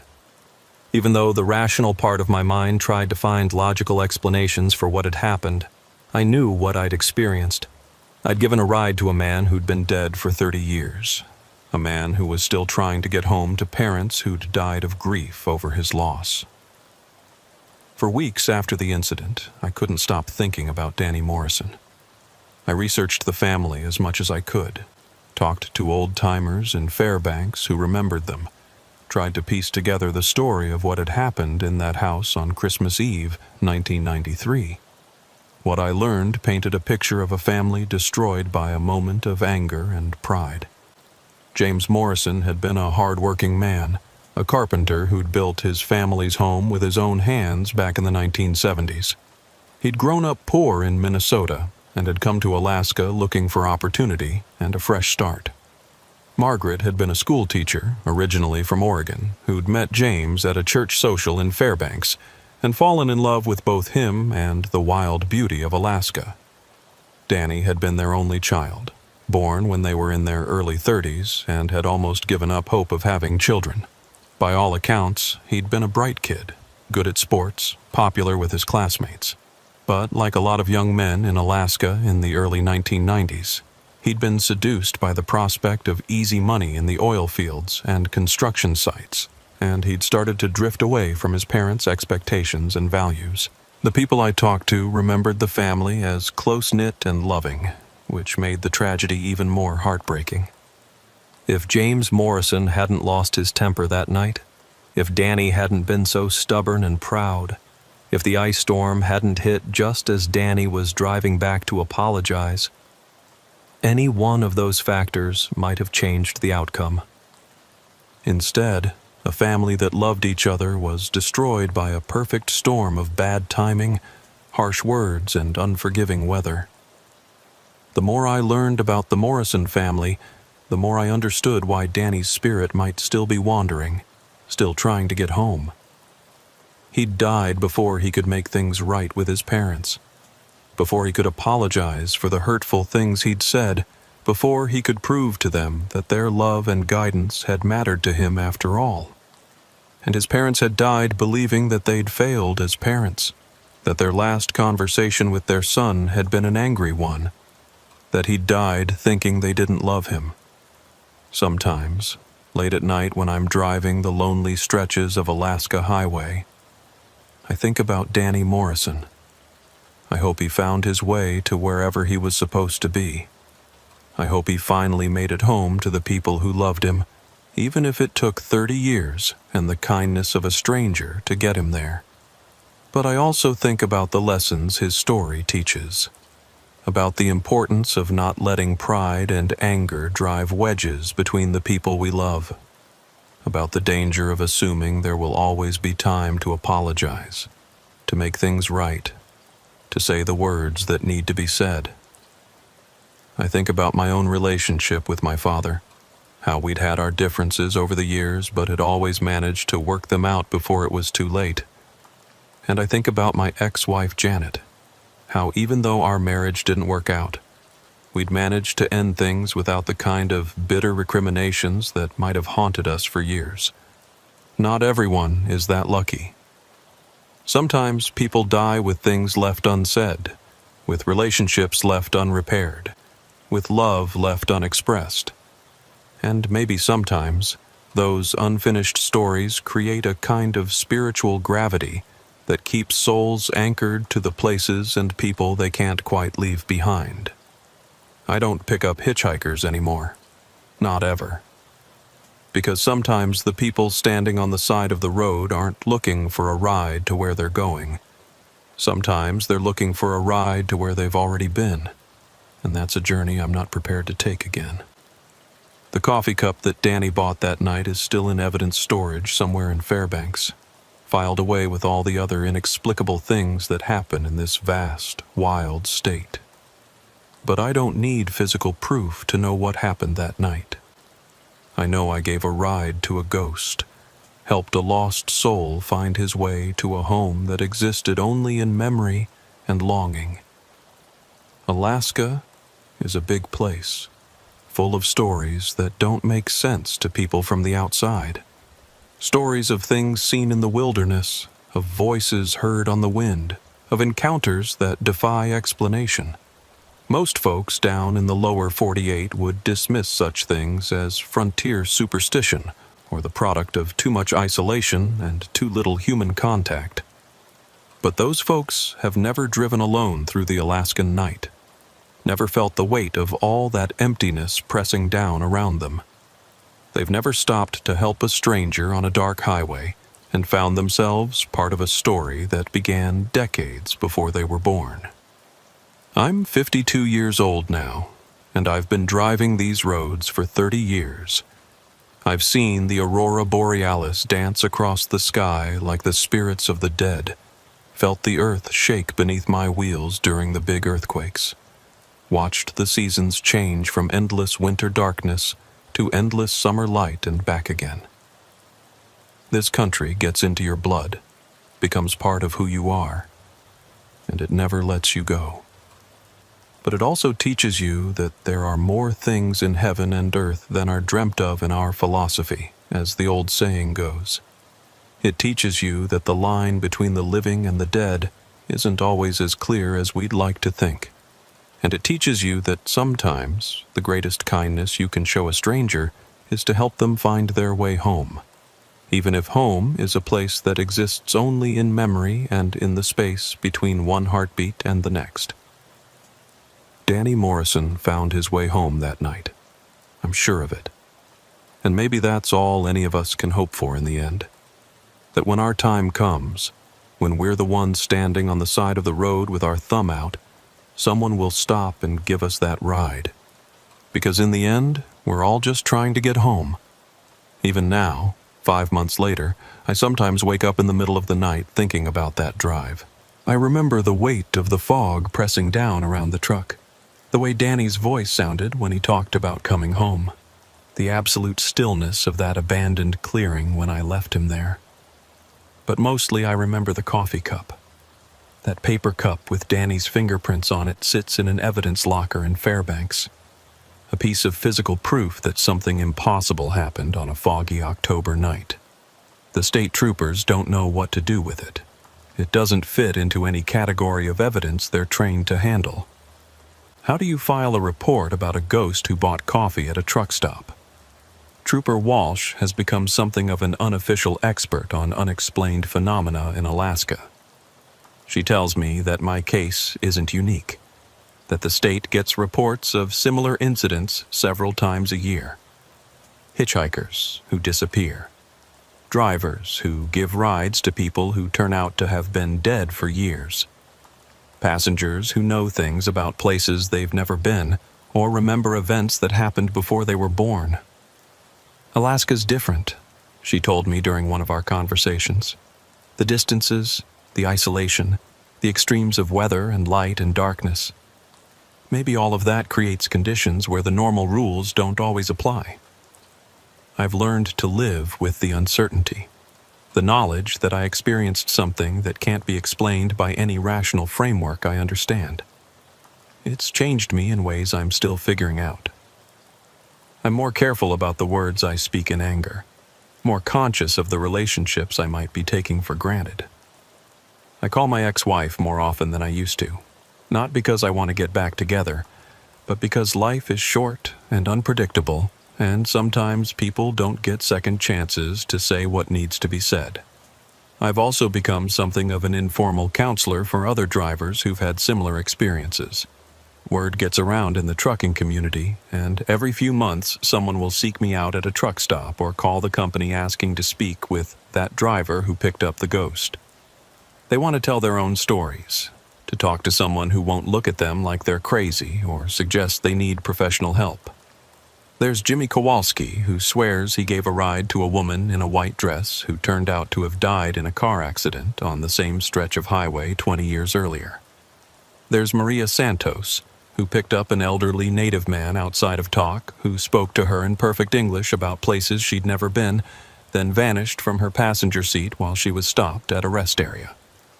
There's Bob Fletcher, who found a child's toy in his cab after giving a ride to a family that, according to local records, had perished in a house fire decades before he was born. The stories are all different, but they share common elements. Isolated highways, fog or bad weather, passengers who seem ordinary until you start noticing the details that don't quite add up, and always some small piece of physical evidence left behind. A coffee cup, a hair ribbon, a toy, a piece of paper with writing on it. Proof that something happened, even if we can't explain what. I've started keeping a journal of these encounters, partly for my own peace of mind and partly because I think someone should be documenting these experiences. Maybe someday, someone smarter than me will be able to make sense of the pattern, to understand what creates the conditions that allow the dead to hitchhike rides from the living. Or maybe that's not the point. Maybe the point is simpler than that. Maybe the point is just that love doesn't end when life does. That the bonds between people can be stronger than death, stronger than time, stronger than the physical laws that are supposed to govern how the world works. Maybe Danny Morrison appeared on that highway because his love for his parents was so strong that it created a kind of beacon, a signal that called out across 30 years of separation to find someone who could help him get home. I think about that a lot these days, especially when I'm driving alone through the long Alaska nights. I think about the power of unfinished business, the weight of words left unspoken, the gravity of love that refuses to be contained by something as simple as death. And I think about the fact that, in some cosmic sense, I was exactly where I needed to be on that October night. That out of all the drivers who might have been on that stretch of highway at that particular moment, Danny Morrison found the one who would stop, who would listen, who would take him home even though home turned out to be a place that existed only in memory and grief. There's a responsibility that comes with that realization, a sense that I was chosen for this role in some story much larger than my own understanding. I don't know why I was selected to be Danny's last ride home, but I'm honored that I was. In a small way, I was able to help heal a wound that had been bleeding for 30 years, to close a circle that had been left open since Christmas Eve, 1993. These days, I drive different routes than I used to. I've asked dispatch to keep me on the shorter hauls, the daytime runs, the trips that don't take me through the lonely stretches of highway where the fog rolls in thick and the boundaries between worlds become thin. It's not that I'm afraid, though there are moments, usually late at night, when I remember the absolute coldness of Danny's hand and feel a chill that has nothing to do with the weather. It's more that I feel like I've served my purpose in whatever cosmic system governs these encounters. I gave Danny Morrison his last ride home, helped him find his way back to the people who loved him, allowed him to finally complete the journey he'd started 30 years ago on a frozen Christmas Eve. Maybe now it's someone else's turn to stop for the stranger standing on the side of the road. Someone else's turn to offer a ride to a passenger who needs to get home more than they need to stay in the world of the living. But I still think about that night, and I still wonder about the larger questions it raises. If Danny Morrison could hitchhike a ride across 30 years of death, who else might be out there, walking along the highways and back roads of Alaska, waiting for someone to stop? How many unfinished stories are still playing out in the spaces between what we can see and what we can understand? Sometimes, when I'm driving through areas where I know tragedies have occurred, stretches of highway known for fatal accidents, towns where murders or disappearances have left families without closure, I find myself watching the roadside more carefully than I used to. Not because I want to pick up another ghostly passenger, but because I've learned that the dead don't always stay dead, and that sometimes the kindest thing you can do for someone is to help them find their way to where they're supposed to be. Alaska is full of unfinished stories. It's a place where people come to start over, to escape their pasts, to find something they've lost or never had. But it's also a place where the past has a way of catching up with you, where the ghosts of old choices and missed opportunities can manifest as real as the aurora borealis dancing across the winter sky. I've made my peace with being part of one of those stories. I've accepted that on one foggy October night, I became a minor character in a drama that began before I was born and concluded in ways I still don't fully understand. I gave Danny Morrison a ride home, and in doing so, I learned something about the persistence of love, the power of unfinished business, and the thin line that separates the world of the living from whatever comes after. The Alaska highway stretches on, empty and endless under the northern stars. And somewhere out there, in the space between what we know and what we can never understand, the dead are still traveling, still searching, still hoping to find their way home. I just pray that when my time comes, when I'm the one standing on the side of the road with my thumb out, someone will stop and give me that ride. Because in the end, we're all just trying to get home, whether we're alive or dead. Whether home is a place we can touch or a place that exists only in the geography of memory and love.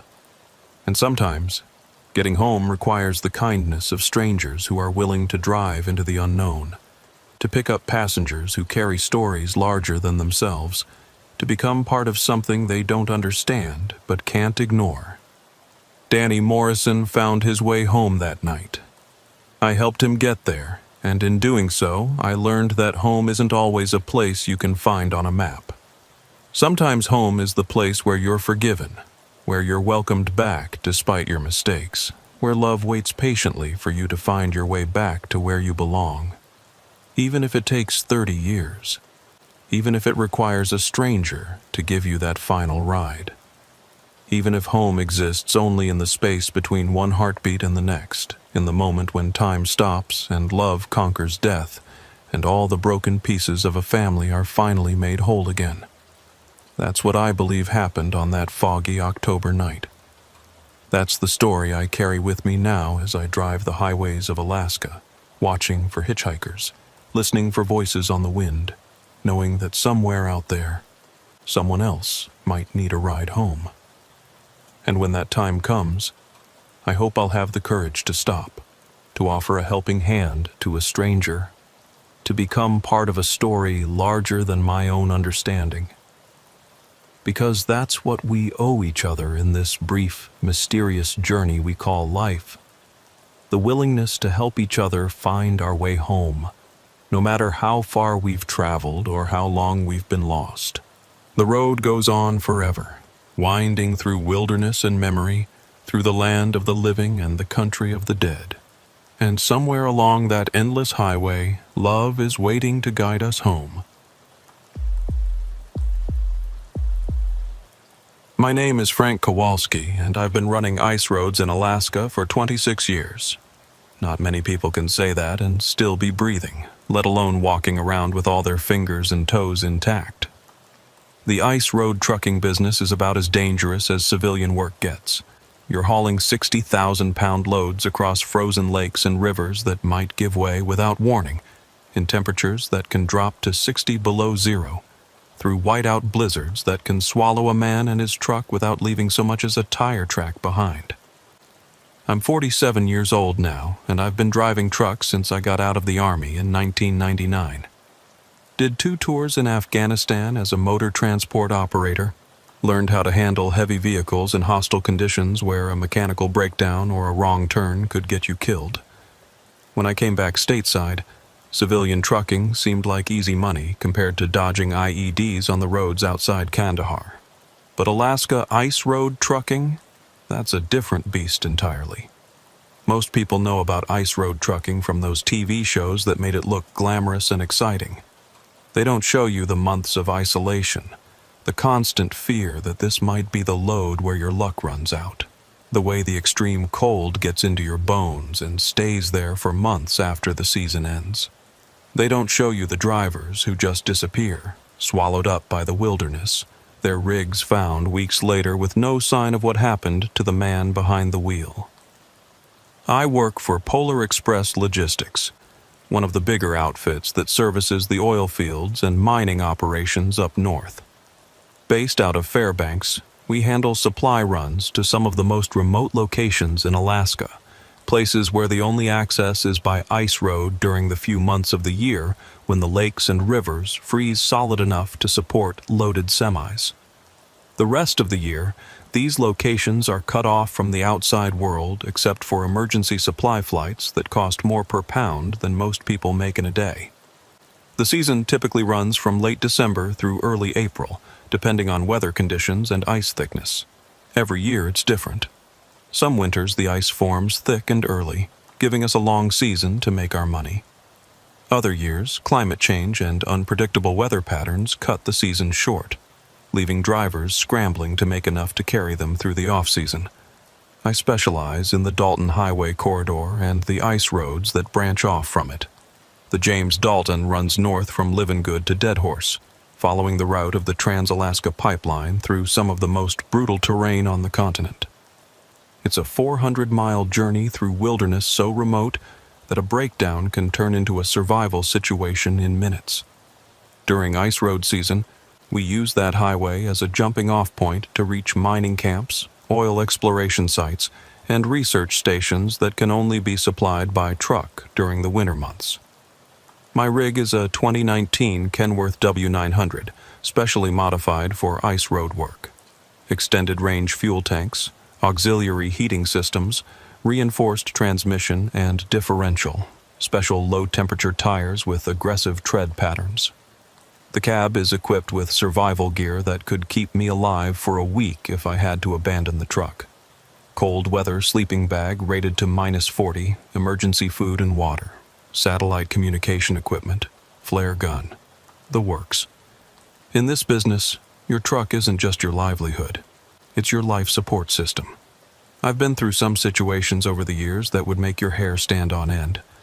I've had the ice crack beneath my wheels and felt the truck settle as water started seeping up through the fissures, forcing me to gun the engine and pray I could reach solid ground before the whole surface gave way. I've driven through blizzards so thick I couldn't see the hood of my own truck, navigating by GPS and faith and the faint pressure ridges in the snow that marked where other trucks had passed. I've spent nights stranded in temperatures so cold that diesel fuel turns to gel and rubber becomes brittle as glass. But what happened to me during the winter of 2023 on a run to a remote mining operation called Gold Creek Station was different from anything I'd experienced before. It was the kind of incident that makes you question everything you think you know about how the world works. The kind of story that other drivers listen to with skeptical expressions until you show them the proof you brought back with you. It started on February 18th, 2024. I remember the date exactly because it was my ex-wife Linda's birthday, and I'd been dreading the day for weeks. Not because I still had feelings for her, mind you, but because our divorce settlement required me to pay her alimony, and the payments were always due on the 15th of each month. I was 3 days late with February's payment because a previous job had paid out slower than expected, and I knew she'd be calling her lawyer if I didn't get caught up soon. The Gold Creek run came up at exactly the right time.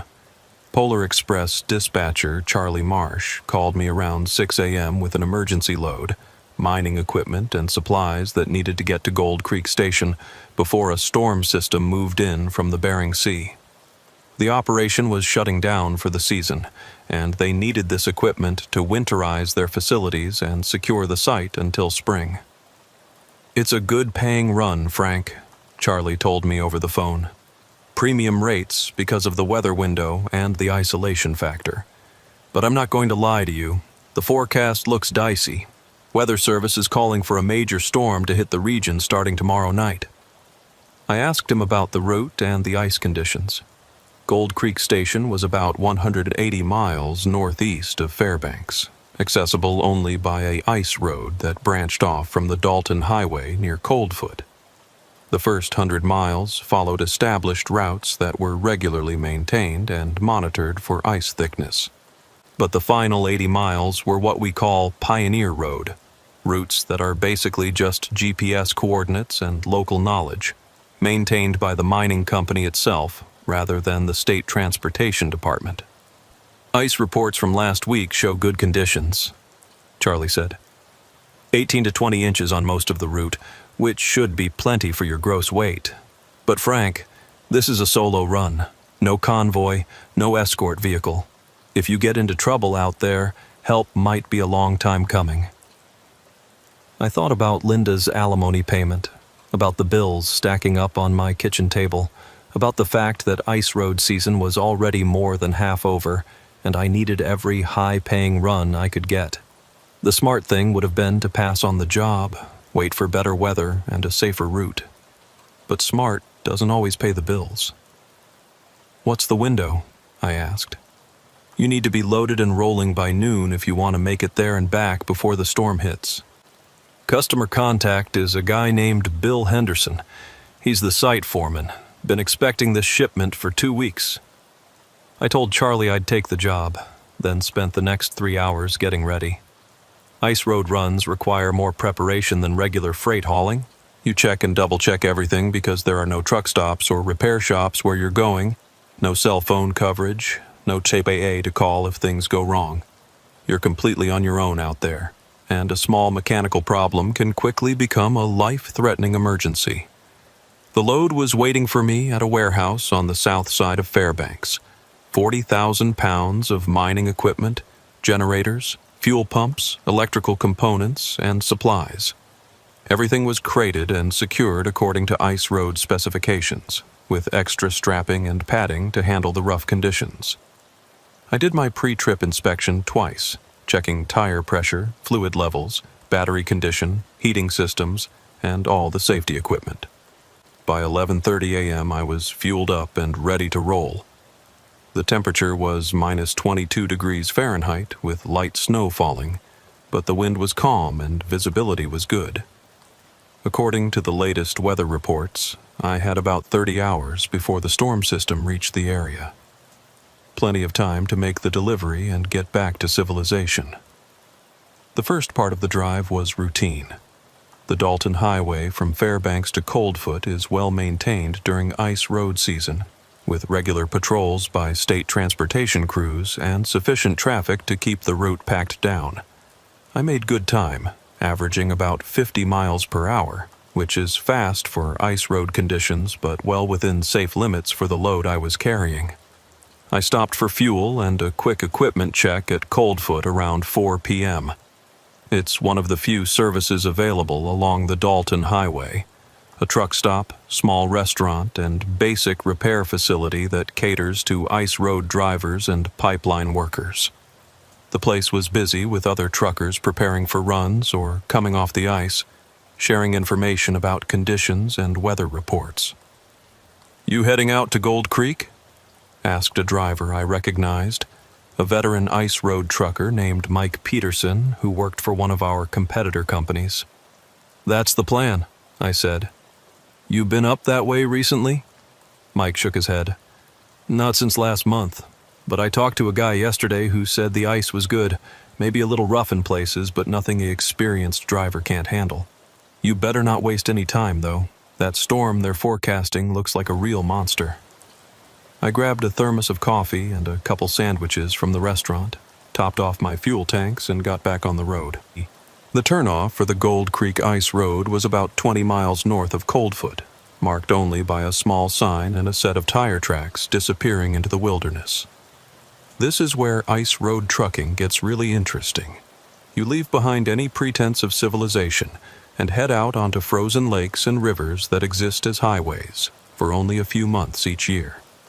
The route to Gold Creek Station was actually a series of connected ice roads, across Koyukuk Lake, down the frozen Dietrich River for about 15 miles, then across a chain of smaller lakes toward the foothills of the Brooks Range.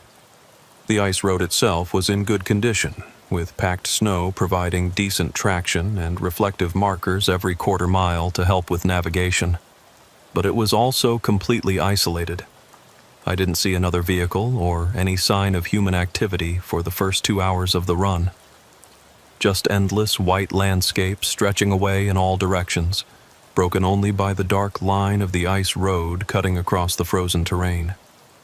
The sun sets early in Alaska in February.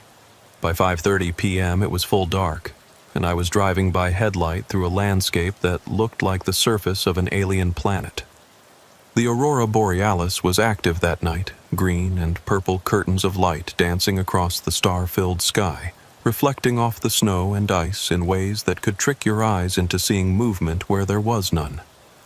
Around 7 p.m., I reached the halfway point of the ice road route, a small emergency shelter maintained by the mining company for drivers who needed to stop and warm up or deal with mechanical problems. It was just a tiny plywood building with a diesel heater and basic supplies, but it represented the only human presence for 50 miles in any direction. I stopped to check my load securement and grab a quick bite to eat. Everything looked good.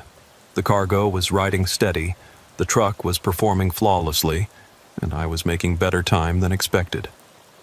According to my GPS, I should reach Gold Creek Station by 9 p.m., plenty of time to unload and start the return trip before midnight. That's when I made the mistake that changed everything. Instead of staying on the main ice road route, I decided to take a shortcut that was marked on my GPS as a seasonal road. It appeared to cut about 20 miles off the total distance, running more directly toward the mining station instead of following the longer but safer route around the chain of lakes. In ice road trucking, shortcuts are almost always a bad idea. The main routes are surveyed and maintained for a reason. They follow the areas where ice thickness is most reliable, where the underlying terrain provides the best support, where rescue operations can be mounted if something goes wrong. But I was feeling confident. The weather was holding steady, and 20 miles saved meant I'd be back to Fairbanks hours earlier than planned. The shortcut started out fine. The surface was rough, with more snow cover than the main route, but the ice felt solid beneath the wheels, and the truck was handling the conditions without problems. For the first 10 miles, I congratulated myself on making a smart decision. Then the storm hit. It came out of nowhere, like someone had thrown a switch. One minute I was driving under clear skies with good visibility, and the next minute I was in the middle of a ground blizzard with wind speeds that had to be over 50 miles per hour. The snow wasn't falling from above. It was being picked up from the surface and hurled horizontally by the wind, creating a whiteout condition so complete that I couldn't see the hood of my own truck. I slowed to a crawl, trying to follow what I hoped was still the ice road, but quickly realizing I was in serious trouble. The wind was strong enough to rock the loaded truck, and the blowing snow was accumulating on my windshield faster than the wipers could clear it. Worst of all, I'd lost the reflective markers that marked the safe route. Either the shortcut wasn't as well maintained as the main road, or the blowing snow was obscuring them. After about 20 minutes of driving blind, I made the decision to stop and wait out the storm. Continuing to move in zero visibility was suicidal. I could drive off the ice road into soft snow, break through thin ice, or simply get so lost that I'd never find my way back to the marked route. I pulled over as far as I dared from what I hoped was the center of the road and shut down the engine. The sudden silence was eerie after hours of diesel noise and wind buffeting. I could hear the storm raging outside, but inside the cab it was warm and secure. I had enough fuel to run the auxiliary heater for days if necessary, plenty of food and water, and satellite communication equipment to call for help if the situation became desperate. The plan was to wait for the storm to pass, then use GPS to navigate back to the main ice road route. Simple, safe, professional. What I didn't anticipate was that the storm would last for 3 days. It was like nothing I'd experienced in 26 years of driving Alaska roads. The wind never dropped below 40 miles per hour, and the snow was so thick that day and night became meaningless concepts. I couldn't see more than a few feet beyond the windshield, couldn't tell if I was on ice or land, couldn't get any reference points to determine my exact location. By the second day, I was starting to worry about fuel consumption. The auxiliary heater was efficient, but it still consumed diesel, and I needed to maintain enough fuel to reach the nearest station once I got moving again. I rationed the heat, keeping the cab just warm enough to prevent hypothermia, and tried to sleep as much as possible to conserve energy. On the third day, the satellite communicator finally picked up a signal long enough for me to send a brief message to Polar Express Dispatch. Stranded in storm near Gold Creek Route. Truck operational. Will attempt to move when weather clears. The response came back within minutes. Major storm system. All rescue operations suspended until conditions improve. Shelter in place. It was the afternoon of the third day when the storm finally began to weaken. The wind dropped to maybe 20 miles per hour, and the horizontal snow turned back into normal falling snow. For the first time in 72 hours, I could see more than a few feet beyond the truck. What I saw didn't make any sense. I wasn't on an ice road. I wasn't even on a lake or river. I was parked in what appeared to be the parking lot of a truck stop, a real building with lights in the windows and smoke coming from a chimney. There were other trucks parked around me, maybe a dozen big rigs with snow piled up around their wheels like they'd been there for a while. I sat in my cab for several minutes, trying to figure out how this was possible. According to my GPS, I should have been in the middle of wilderness, at least 50 miles from the nearest building. But there it was, a truck stop that looked like it had been operating for years, complete with fuel pumps and what appeared to be a restaurant or cafe. The logical explanation was that I'd gotten more lost than I'd realized during the storm, that I'd somehow found my way to a facility that wasn't marked on my maps.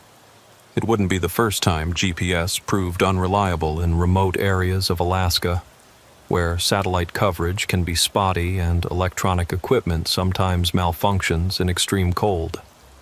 I climbed out of the cab, grateful to stretch my legs after 3 days of confinement. The cold hit me like a physical blow. It had to be at least 40 below zero, cold enough that my breath froze instantly and the air itself seemed to have weight and substance. But the truck stop looked warm and welcoming, yellow light spilling out of the windows and onto the snow-covered parking lot. The sign above the building read Mile 67 Truck Stop, which didn't match any location I could remember from my route maps. But truck stop signs aren't always reliable. They change names, change ownership, sometimes reflect old highway designations that haven't been updated in years. What mattered was that it was shelter, warmth, and possibly communication equipment to let dispatch know I was safe. I walked toward the main building, my boots crunching in snow that squeaked with the special sound of extremely cold temperatures. As I got closer, I could see through the windows into what appeared to be a typical truck stop cafe. Booths and tables, a lunch counter, men in heavy winter clothing drinking coffee and eating meals. The door was heavy wood with a brass handle, and it opened with the kind of solid thunk that suggested quality construction.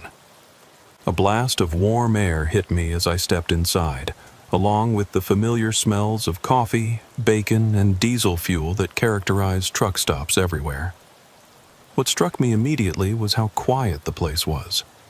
There were maybe 15 men sitting at various tables and booths, all wearing heavy winter clothing, all eating or drinking in near-complete silence. The only sounds were the clink of silverware against plates and the hiss of air brakes from trucks in the parking lot. The decor was dated in a way that seemed intentionally nostalgic. Wood-paneled walls, red vinyl booth seats, a lunch counter with chrome trim that looked like it belonged in the 1950s. The cash register was an old mechanical model, the kind where you had to pull a lever to open the drawer. Even the coffee maker looked like something from decades past. "You just get in?" asked the man behind the counter. He was maybe 60 years old, with gray hair and the kind of deep tan that comes from spending time outdoors in reflected sunlight. His name tag read Bill. "Been stuck in the storm for 3 days," I said, grateful to be talking to another human being. "Didn't expect to find a truck stop out here." Bill nodded as if this was perfectly normal. "Storm was a bad one. We get truckers coming in off the ice roads all the time, especially when the weather turns. You want coffee? Food?" I said yes to both and took a seat at the counter. The coffee was strong and hot, exactly what I needed after 3 days of rationing my thermos. I looked around at the other drivers, expecting the usual nods and casual conversation that characterizes truck stop culture, but they all seemed focused on their meals, speaking in whispers if they spoke at all. "Busy place," I commented to Bill. "Always is during ice road season," he said, pouring me a fresh cup of coffee. "A lot of drivers running freight up to the mining operations and oil fields. Dangerous work, especially with weather like we've been having." I asked him about the location, trying to figure out exactly where I was in relation to my planned route. Bill was vague about the details, saying only that they were along the northern corridor and that most drivers found them when they needed to, especially during bad weather. "You got a phone I can use?" I asked. "Need to call my dispatcher, let them know I'm okay." "Phone's been out for a couple days," Bill said. "Storm knocked down some lines. Should be back up soon." I spent about an hour in the cafe drinking coffee and eating a surprisingly good cheeseburger while trying to make sense of my situation. The other drivers gradually left, heading back to their trucks or disappearing into what I assumed were sleeping quarters. None of them had spoken to me directly, though I'd caught a few studying me with expressions I couldn't quite read. Around 9 p.m., I decided to head back to my truck and try to get some sleep. I'd been running on adrenaline and caffeine for 3 days, and I needed rest before attempting to find my way back to the main ice road route. Bill told me I was welcome to stay as long as I needed, that the truck stop was used to hosting stranded drivers during the winter months. "What do I owe you for the meal?" I asked. Bill waved off the question. "Company policy. No charge for drivers caught in emergency situations, just part of the service." I walked back to my truck through the bitter cold, passing several other rigs parked in the lot. Most of them looked older than mine, with a lot of wear and customization that suggested they belonged to veteran drivers. But something about them seemed off in a way I couldn't quite identify. Maybe it was the style of the modifications, or the fact that they all seemed to be covered with more snow than 3 days of storm should have produced. Back in my cab, I tried the satellite communicator again, but I couldn't get a signal. That wasn't unusual. The equipment was finicky in extreme cold, and the surrounding terrain might have been blocking satellite reception. I made notes in my logbook about the truck stop and my current situation, then settled in for the night. I woke up around 6 a.m. to the sound of diesel engines starting up in the parking lot. Through my windshield, I could see other drivers doing their pre-trip inspections and preparing to hit the road. The storm had completely cleared, leaving behind a landscape of pristine white snow under a brilliantly clear sky. I did my own pre-trip inspection, checking for any damage from the storm or problems that might have developed during 3 days of stationary operation. Everything looked good. The truck had weathered the blizzard without any apparent issues.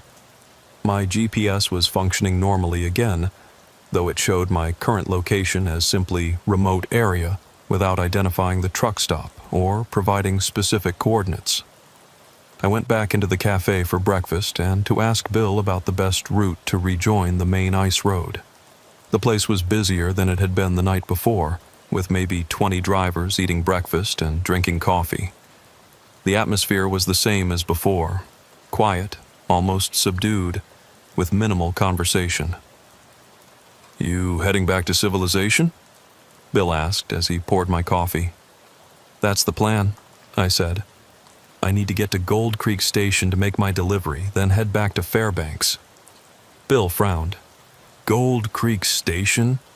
That place shut down years ago. Mining company pulled out after they exhausted the placer deposits."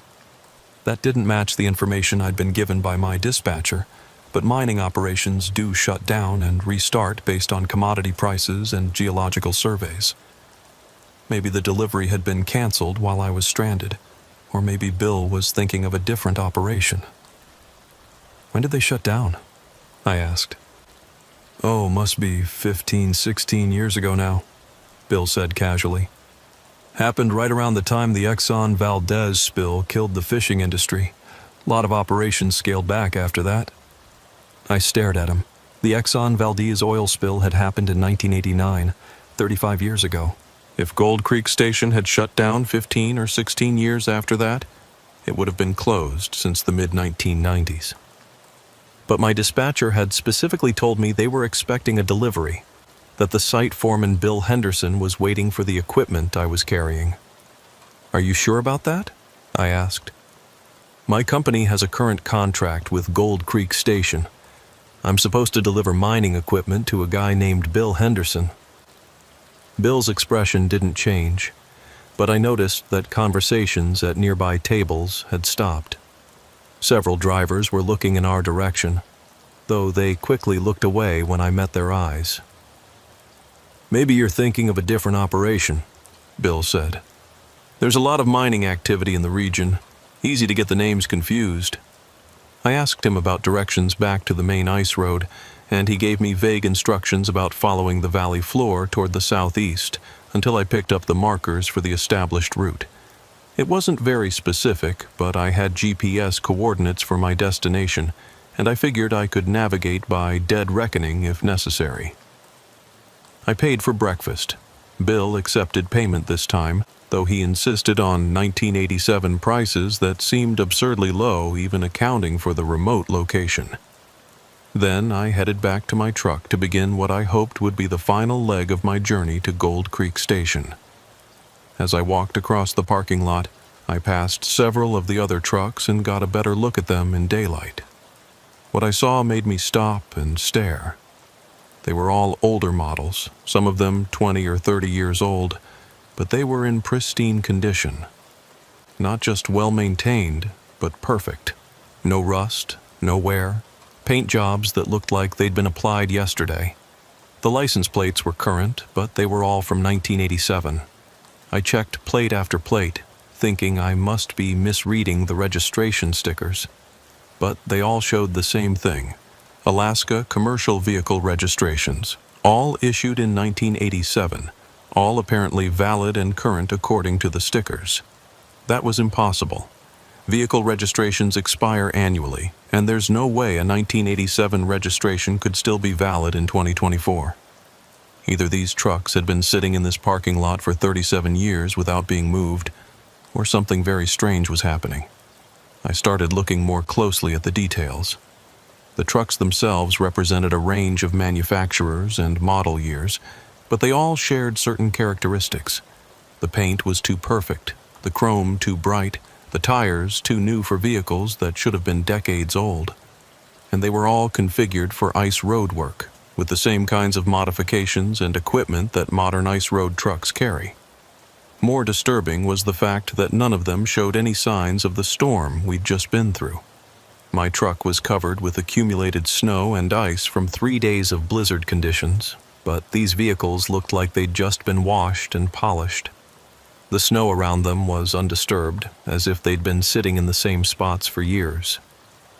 I walked back to the cafe and found Bill wiping down the counter. "Can I ask you something?" I said. "Those trucks in the parking lot, how long have they been here?" Bill looked up from his cleaning. "Which trucks?" "All of them. They all have 1987 license plates, but they look brand new, and none of them have snow on them from the storm." Bill's expression became carefully neutral. "I don't really keep track of who comes and goes. Drivers park where they want, leave when they're ready. But 1987 plates? How is that possible?" Bill set down his cleaning rag and looked at me directly for the first time since I'd arrived. "Son, what year do you think it is?" The question caught me off guard. 2024. February 21st, 2024. Bill shook his head slowly. "No, son. It's February 21st, 1987. Has been all day." I stared at him, waiting for the punchline or the indication that he was joking, but his expression was completely serious, and around the cafe the other drivers were nodding in agreement. "That's impossible," I said. "I've got a satellite communicator in my truck that's connected to GPS satellites that weren't even launched until the 1990s. I've got a cell phone, a GPS navigation system. None of that technology existed in 1987. "Technology changes," said one of the drivers, a tall man with a gray beard who'd been sitting silently at a corner booth. "But some things stay the same. The ice roads, the storms, the cold. Time moves different out here than it does in the cities." I looked around the cafe, trying to find some indication that this was all an elaborate joke or some kind of misunderstanding. But everyone was looking at me with expressions of patient sympathy, like they were dealing with someone who was confused or possibly suffering from hypothermia-induced delirium.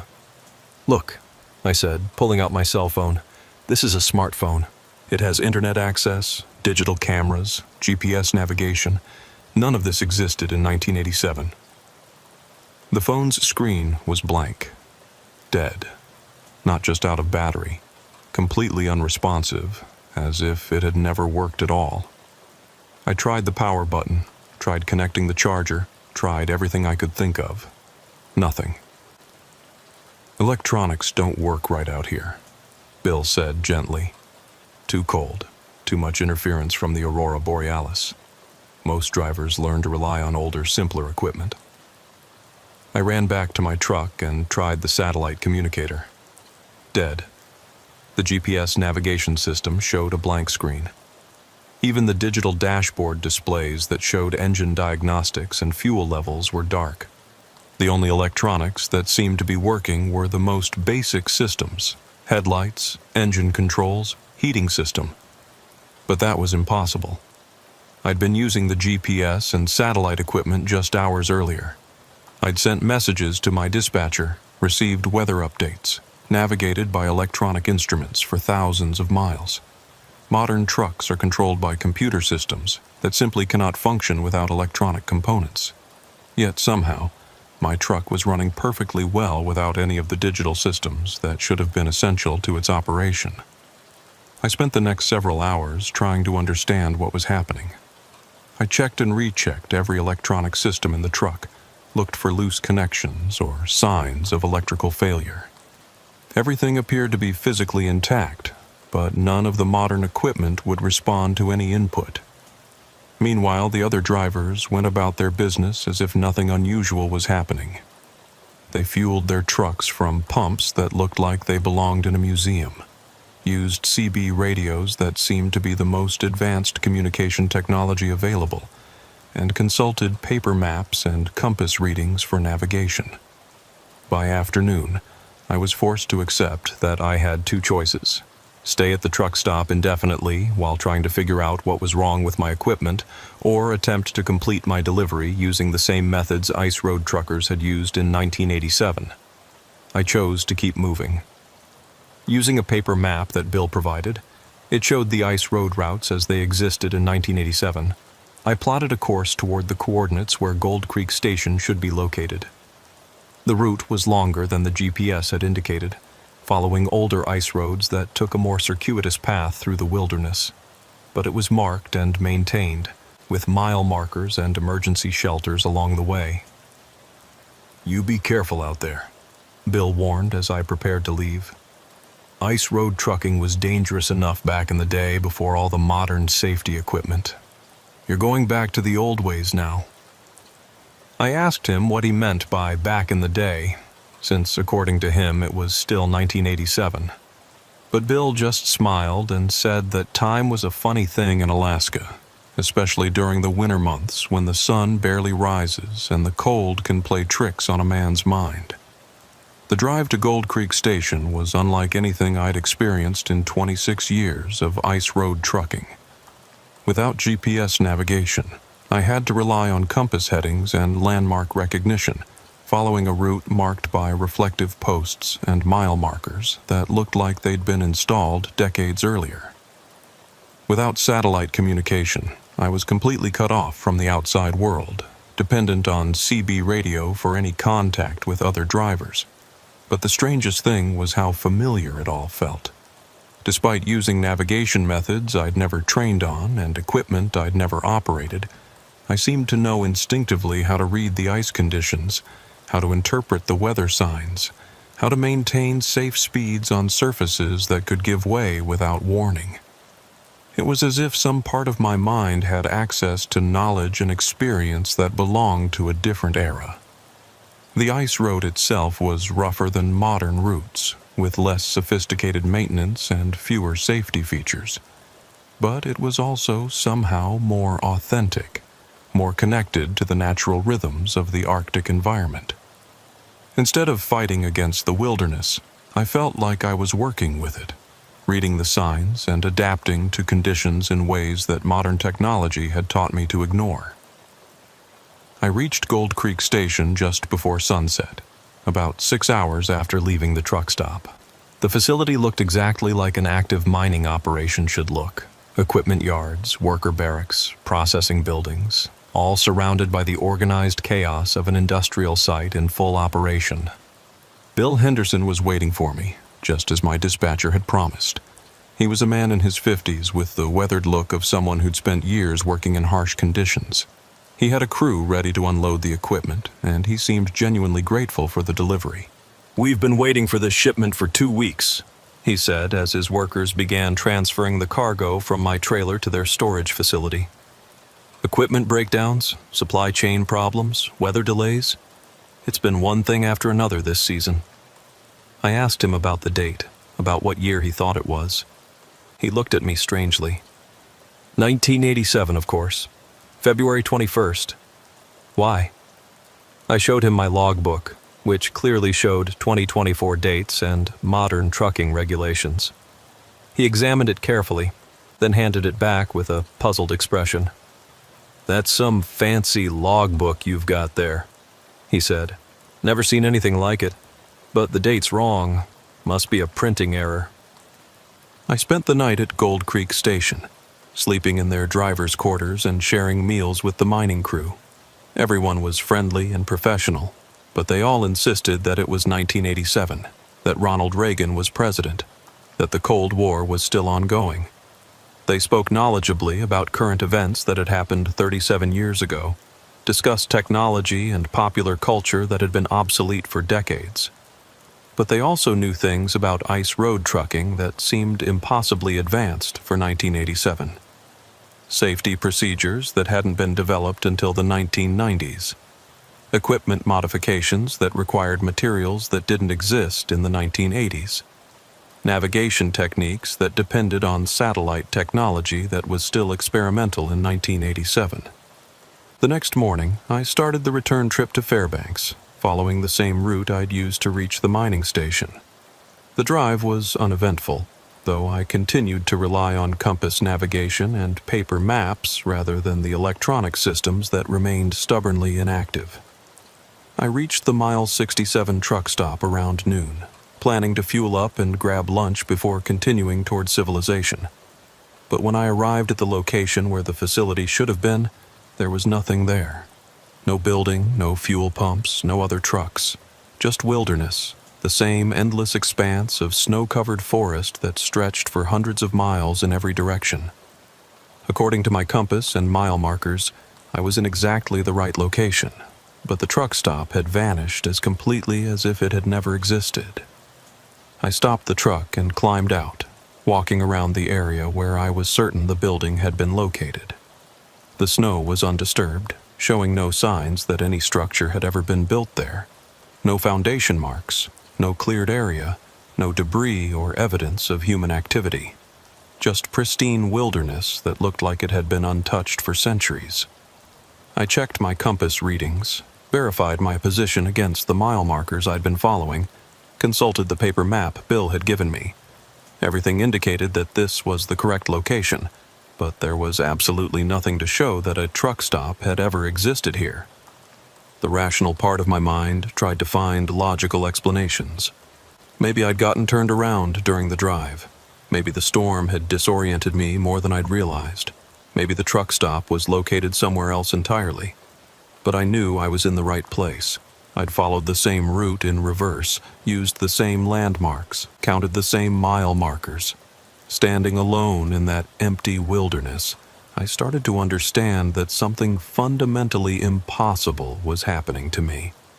I'd spent 2 days at a truck stop that didn't exist, talking to people who insisted it was 1987, using technology that shouldn't have worked, delivering cargo to a mining operation that, according to my 2024 information, had been closed for decades. I climbed back into the truck and continued toward Fairbanks, my mind racing as I tried to process what I'd experienced. The electronic systems that had failed at the truck stop gradually came back to life as I got closer to civilization. First, the GPS navigation system flickered on, showing my current location and the route back to the city. Then the satellite communicator connected, downloading dozens of messages from my dispatcher asking about my status and the status of the delivery. The cell phone took longer to reactivate, but by the time I reached the outskirts of Fairbanks, it was functioning normally again. I had missed calls, text messages, and voicemails spanning the 5 days I'd been missing. According to the timestamps, I'd been gone for exactly the amount of time I remembered, but the content of the messages told a different story. Charlie Marsh from Polar Express had been increasingly frantic about my disappearance.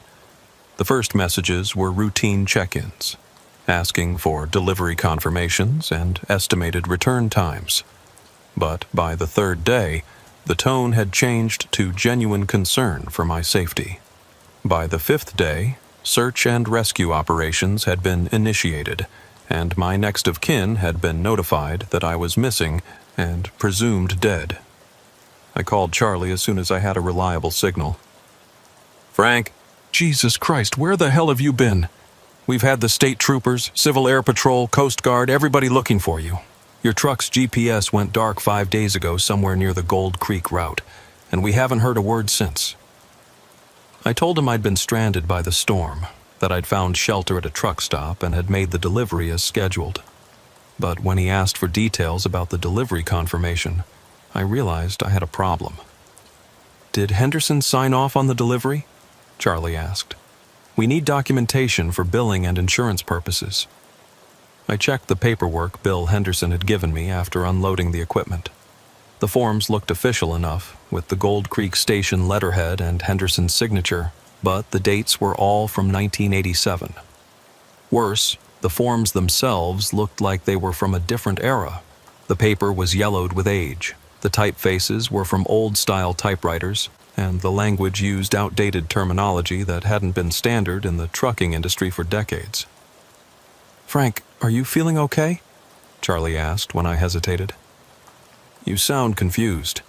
Maybe you should go to a hospital, get checked out for hypothermia or carbon monoxide exposure." I told him I felt fine, that I just needed to get some rest and file my trip report. But privately, I was beginning to wonder if he was right about needing medical attention.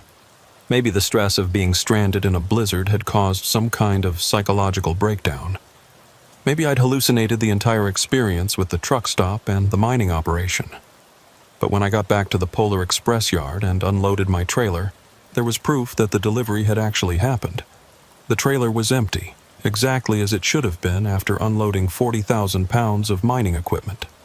The load securement straps were coiled and stored exactly where I remembered Bill Henderson's crew putting them. The paperwork, despite its anachronistic appearance, contained accurate descriptions of every piece of equipment that had been shipped. More puzzling was the condition of my truck. Despite having driven nearly 400 miles over rough ice roads in extreme weather conditions, Bertha showed no signs of wear or mechanical stress. The odometer reading was exactly what it should have been based on the distance traveled, but the engine oil was clean, the air filter was spotless, and the tires showed no additional wear. It was as if the truck had been transported to Gold Creek Station and back without actually making the journey. I filed my trip report, submitted the delivery paperwork, and tried to return to normal operations. But over the following weeks, I couldn't stop thinking about what had happened during those 5 days. I researched the history of Gold Creek Station, trying to find information that would explain the discrepancies I'd observed. What I found was disturbing. According to public records, Gold Creek Station had indeed been an active mining operation. but it had closed permanently in 1994 after the mineral deposits were exhausted. The facility had been dismantled and the site restored to its natural state as required by environmental regulations. There was no current mining activity at that location, no active permits, no personnel assigned to the site. Bill Henderson was a real person, but he'd died in 1995 from complications related to lung disease contracted during his years of mining work. His obituary described him as a veteran foreman who had worked at Gold Creek Station during its final years of operation. The Mile 67 truck stop was more difficult to research, partly because the records from that era were incomplete, and partly because truck stops in remote areas often operated informally without extensive documentation. But what little information I could find suggested that such a facility had existed at one time, serving ice road truckers during the late 1980s. It had apparently closed around 1990 when changes in traffic patterns and improved road maintenance made it less necessary. Most disturbing of all was a newspaper article I found from March 1987 describing a search and rescue operation for several ice road truckers who had gone missing during a severe storm in the same area where I'd been stranded. The article mentioned that 12 drivers and their trucks had disappeared without a trace, presumed victims of the harsh weather conditions. The missing drivers included men named Peterson, Anderson, and Kowalski, names I remembered from the truck stop's guest register. I tried to dismiss these findings as coincidences or misunderstandings. Maybe there were other mining operations in the area that I'd confused with Gold Creek Station. Maybe the Bill Henderson I'd met was a different person with the same name. Maybe the research I'd done was incomplete or inaccurate, but I couldn't explain away the delivery receipts. 2 weeks after my return, Charlie Marsh called me into his office with a puzzled expression on his face. "Frank, I need to ask you something about that Gold Creek delivery. The client is questioning our invoice." "What kind of questions?" "They're saying they never ordered the equipment you delivered. According to their records, Gold Creek Station has been closed for almost 30 years. They have no current operations at that site, no personnel stationed there, no need for mining equipment." I showed him the delivery receipts Bill Henderson had signed, but Charlie just stared at them with growing confusion. "Frank, these receipts are dated 1987. The paper looks like it's decades old. And this signature, we ran it through our verification system, and it matches a Bill Henderson who worked for the mining company, but he died in 1995. Charlie arranged for me to meet with a company psychiatrist, Dr. Sarah Chen, who specialized in treating workers who'd experienced traumatic stress in extreme environments. I told her everything that had happened, from the storm to the truck stop, to the mining station, to the missing electronics. Dr. Chen listened carefully, taking notes and asking occasional questions about specific details. When I finished, she was quiet for several minutes. "Frank," she said finally, "what you're describing sounds like a combination of temporal displacement and survival-related hallucinations. The human mind has remarkable mechanisms for dealing with life-threatening situations, and sometimes those mechanisms can create experiences that feel completely real but don't match objective reality." "So, you think I imagined the whole thing?" "I think you experienced something that helped you survive 5 days alone in a blizzard. Whether that experience corresponds to external reality is less important than the fact that it kept you alive and allowed you to complete your mission." But Dr. Chen couldn't explain the empty trailer, the delivery receipts, or the fact that my truck showed no signs of the journey I remembered taking. She suggested that I might have experienced a dissociative episode brought on by extreme stress, during which I had completed the delivery and return trip while in an altered state of consciousness. "Memory is unreliable under the best of circumstances," she explained. "Add extreme cold, isolation, sleep deprivation, and the stress of a life-threatening situation, and it's entirely possible for the mind to construct false memories that feel more real than actual events. I wanted to believe her explanation. It was rational, scientific, and didn't require me to accept that impossible things could happen in the Alaska wilderness. But there were too many details that didn't fit the psychological model she was proposing. 3 months later, I was assigned to another ice road run, this time to a different mining operation in the same general area. I tried to convince Charlie to give the job to another driver, but we were short-staffed and I was the most experienced ice road operator available.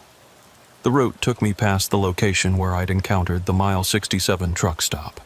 I wasn't planning to stop.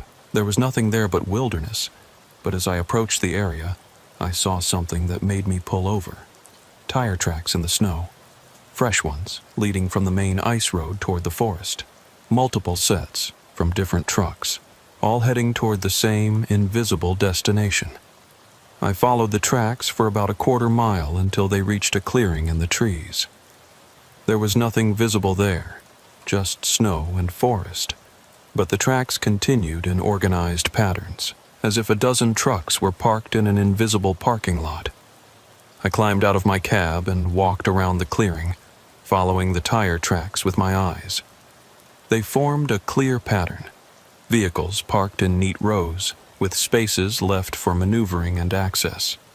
At the center of the clearing, where the main building should have been, the snow was compressed in a rectangular pattern that suggested heavy foot traffic. As I stood there, I heard something that made my blood run cold. The sound of diesel engines idling, muffled and distant but unmistakably real. CB radio chatter, too faint to understand but clearly human voices. The clink of silverware against plates, the hiss of air brakes, all the ambient sounds of an active truck stop. But there was nothing to see, just empty wilderness and the tracks of invisible vehicles. I got back in my truck and drove away as fast as ice road conditions would allow. But in my mirrors, I could see smoke rising from the clearing, as if someone had just started a fire in the invisible building's chimney. The second delivery went smoothly, with no complications or unusual experiences. The mining operation was modern and well documented. The personnel were clearly living in 2024, and all of my electronic equipment functioned normally throughout the trip. It was exactly the kind of routine ice road run I'd been making for 26 years. But on the return trip, I made a detour. I drove back to the Gold Creek Station coordinates, following current GPS navigation to the exact location where I'd made my delivery 3 months earlier. What I found was a historical marker placed by the State Tourism Department, commemorating the site of the former mining operation. According to the marker, Gold Creek Station had been one of Alaska's most productive placer mining operations from 1975 to 1994. At its peak, it had employed over 100 workers and produced significant quantities of gold and other precious metals. The operation had closed when the easily accessible deposits were exhausted, and the site had been restored to its natural state in accordance with environmental regulations. The marker also mentioned that 12 ice road truckers had died in the area during a severe storm in February 1987, making it one of Alaska's worst trucking disasters. Their bodies and vehicles had never been recovered, despite extensive search and rescue operations. A memorial plaque listed their names, including several that I recognized from the truck stop guest register. I walked around the site, looking for any evidence of the active mining operation I'd encountered 3 months earlier. There was nothing. No buildings, no equipment, no signs of recent human activity. The forest was returning to claim the area, with young trees growing up through what might once have been cleared land. But as I prepared to leave, I noticed something carved into the bark of a large spruce tree near the historical marker. It was fresh, cut deep enough to expose the pale wood beneath the bark. F. Kowalski, FEB 21, 2024. Thank you for the ride. The carving was in handwriting I recognized, though I couldn't immediately place where I'd seen it before. Then I remembered. It matched the signature on the delivery receipts Bill Henderson had given me at Gold Creek Station. I drove back to Fairbanks in a state of confused wonderment, no longer certain about the nature of reality or my place in it. The experience had shaken my fundamental assumptions about how the world works, about the relationship between past and present, about the boundaries between the living and the dead. Over the following months, I began researching other reports of temporal anomalies in Alaska, particularly those associated with extreme weather and isolation. What I found was a pattern of similar experiences dating back decades. Stories of travelers who encountered people and places that shouldn't have existed, who completed journeys through impossible conditions, who brought back evidence of experiences that couldn't be verified. Most of these reports had been dismissed as hallucinations, folklore, or the products of psychological stress. But taken together, they suggested something more complex and mysterious than simple misperception or mental breakdown. I started keeping detailed records of my own experiences and those of other drivers who were willing to share their stories. Over time, I collected accounts from dozens of ice road truckers, bush pilots, wilderness guides, and other people who worked in Alaska's most remote and dangerous areas. The stories varied in their details, but they shared common elements: extreme weather conditions, usually involving blizzards or whiteout conditions, encounters with people or places that seemed normal at first but gradually revealed anachronistic or impossible characteristics, electronic equipment failures during the experiences, followed by normal function afterward, physical evidence that confirmed the experiences had actually happened, despite their apparent impossibility. Dr. Chen, the company psychiatrist, remained skeptical of my research. She suggested that I was exhibiting symptoms of post-traumatic stress and recommended that I consider retiring from ice road trucking to pursue less dangerous work. The human mind is remarkably good at creating meaningful patterns from random events, she told me during one of our sessions. What you're interpreting as evidence of supernatural phenomena could simply be the result of coincidence, misperception, and the tendency to remember unusual events more clearly than routine ones. But Dr. Chen couldn't explain why so many independent witnesses reported similar experiences, or why the physical evidence consistently supported the impossible stories they told. She couldn't explain the carving in the tree, the delivery receipts with signatures from dead men, or the tire tracks in the snow that led to invisible destinations. Eventually, I decided that the truth was less important than the meaning. Whatever had happened to me during those 5 days in February 2024, it had taught me something profound about the nature of time, memory, and human connection. I had experienced a kind of fellowship with drivers who had died decades before I was born, had shared meals and conversations with men whose stories would otherwise have been lost to history. In some way that I couldn't fully understand, I had been given the opportunity to honor their memory and complete their unfinished journeys. The fact that this had required me to step outside the normal flow of time seemed less significant than the fact that it had happened at all. I continued working as an ice road trucker for 2 more seasons, before finally retiring in 2026. During that time, I had several more unusual experiences, though none as dramatic or sustained as the Mile 67 truck stop incident. I learned to recognize the signs that preceded these temporal anomalies: certain weather patterns, specific atmospheric conditions, particular combinations of isolation and stress that seemed to thin the barriers between past and present. I also learned that I wasn't alone in experiencing these phenomena. There was an informal network of Alaska workers who shared similar stories, who had learned to navigate the strange borderlands where the normal rules of reality became negotiable. We didn't advertise our experiences or try to convince skeptics of their validity. We simply helped each other understand and cope with encounters that defied rational explanation. The Mile 67 truck stop appears to still be operating, though only during severe weather conditions and only for drivers who need it most desperately. I've encountered several truckers over the years who mentioned stopping there during emergency situations, always describing it as a life-saving refuge that appeared just when they thought they were going to freeze to death in their cabs. They describe the same dated decor, the same quiet atmosphere, the same insistence by the staff that it's still 1987. Some drivers accept the anachronism without question, grateful for shelter and warmth. Others, like me, are disturbed by the implications and spend months afterward trying to understand what they experienced. But all of them describe Bill, the counterman who serves coffee and maintains the impossible fiction that Ronald Reagan is still president, that the Cold War is still ongoing, that the 12 missing truckers from 1987 are still making their deliveries and still gathering each night to share stories and plan their routes. I think Bill and his customers are trapped in a kind of temporal loop, doomed to repeat the same conversations and experiences until some cosmic condition is met that will allow them to move on to whatever comes next.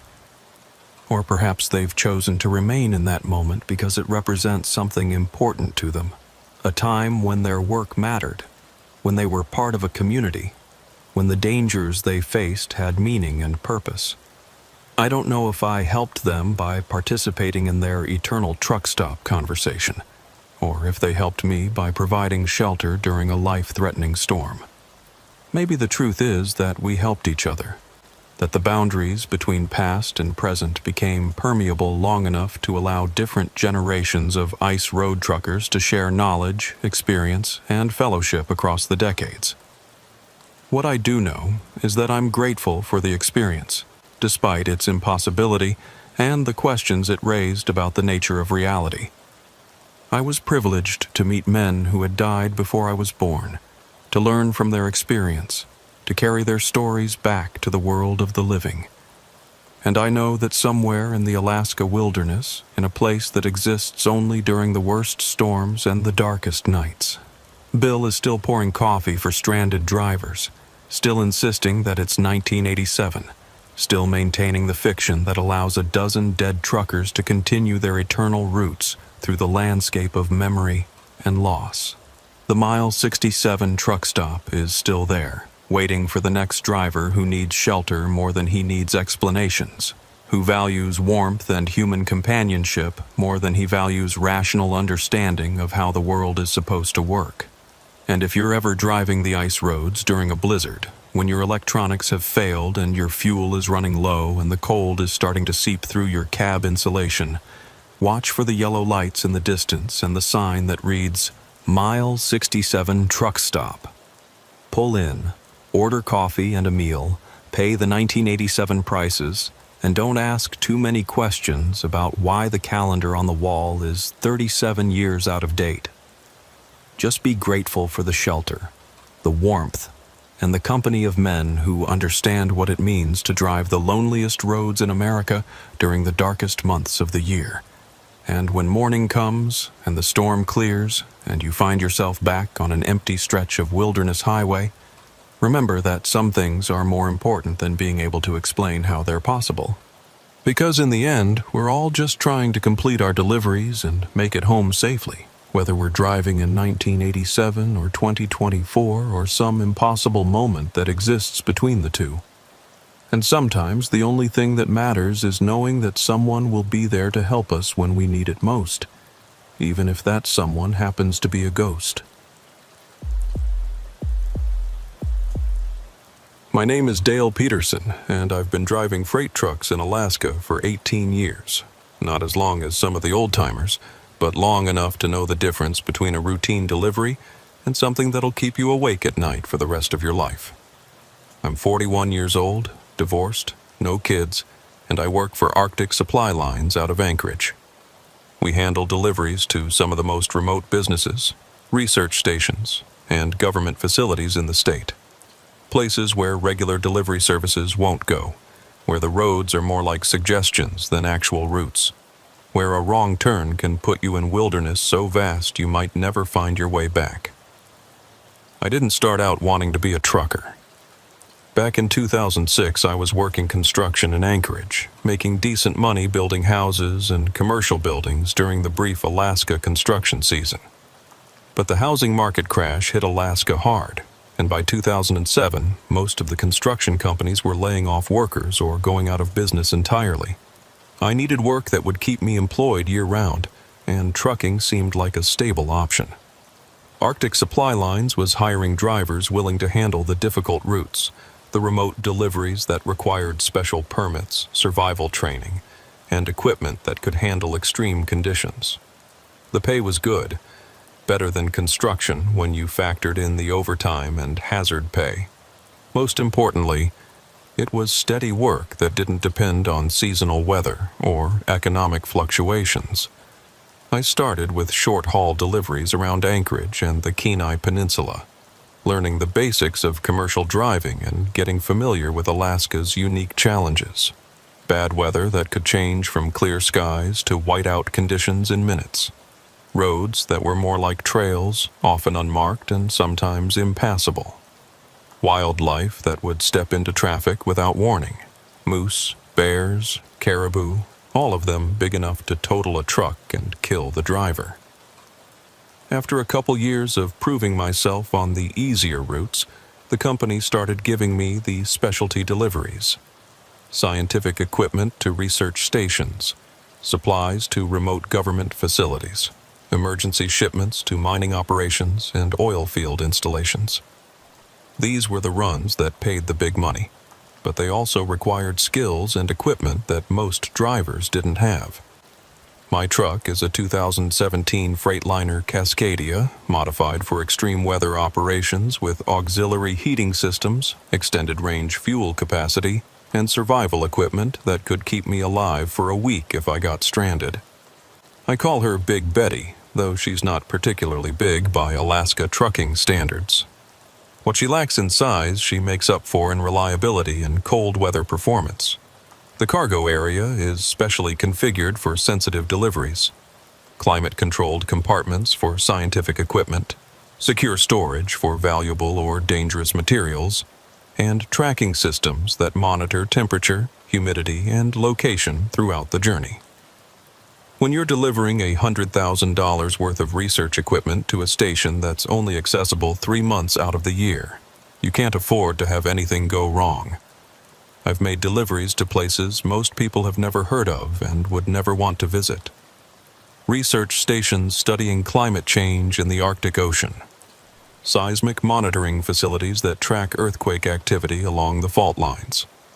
Military installations that officially don't exist but need regular supplies of food, fuel, and equipment. Each delivery comes with specific instructions, security protocols, and contact information for the people who are supposed to receive the shipment. Most of the time, these deliveries are routine despite the challenging conditions. You follow the GPS coordinates, navigate the terrible roads, make contact with the facility personnel, and complete the delivery according to the manifest. The people at these remote locations are always grateful to see you. You represent their lifeline to the outside world, bringing not just supplies but news, mail, and human contact. But every once in a while, you get a delivery that doesn't make sense. Coordinates that lead to empty wilderness. Contact numbers that don't work. Facilities that should be there according to your paperwork but can't be found no matter how carefully you search. When that happens, you document everything, take photos, and report back to dispatch. Usually it turns out to be a mistake in the shipping manifest or outdated information about a facility that's been closed or relocated. What happened to me on November 7th, 2023 was different from anything I'd encountered before. It was the kind of delivery that started out routine and gradually became impossible. The kind of experience that makes you question your own sanity and wonder if there are things happening in the Alaska wilderness that don't follow any rules you understand. The call came from dispatch around 7 a.m. on a Tuesday morning. Carol Jensen, who handles the specialty deliveries for Arctic Supply Lines, had an urgent shipment that needed to get to a facility called Northern Research Station Alpha. The cargo was laboratory equipment and supplies valued at over $200,000, and the customer was paying premium rates for expedited delivery. "It's a government contract," Carol explained when I picked up the phone. "Department of Energy Research Facility about 240 miles northeast of Anchorage. They've been waiting for this equipment for 6 weeks, and they need it operational before the winter weather makes travel impossible." I asked about the route and the delivery specifics. Northern Research Station Alpha was located in a remote area near the Copper River, accessible by a combination of state highways and unmarked access roads. The facility studied renewable energy applications in extreme climates, testing solar panels, wind generators, and battery systems under the harsh conditions of the Alaska interior. "The contact person is Dr. Sarah Mitchell," Carol said, reading from her computer screen. "She's the station director. Been there for about 3 years. The facility operates year-round with a staff of about 12 researchers and support personnel. The delivery address was GPS coordinates rather than a street address, which was normal for remote facilities. The coordinates placed the station about 40 miles off the nearest maintained road, accessed by what the manifest described as seasonal access road. 4 D required, weather-dependent conditions. I loaded the equipment at a warehouse in Anchorage around 10 a.m. Everything was properly crated and labeled, with detailed handling instructions and environmental requirements clearly marked on each container. The total weight was about 15,000 pounds, well within my truck's capacity, but valuable enough that I double-checked the load securement and climate control systems. The first part of the drive was straightforward. Highway 1 north out of Anchorage, then Highway 4 toward Glen Allen, following routes I'd driven dozens of times over the years. The weather was cooperating. Clear skies, temperature around 25 degrees, light winds. Perfect conditions for a long-haul delivery to a remote location. I stopped for fuel and lunch in Glen Allen around 2 p.m., making good time despite the heavy load. The truck stop was busy with other drivers making deliveries to oil field installations and mining operations, the usual mix of local drivers and long-haul operators working the Alaska routes.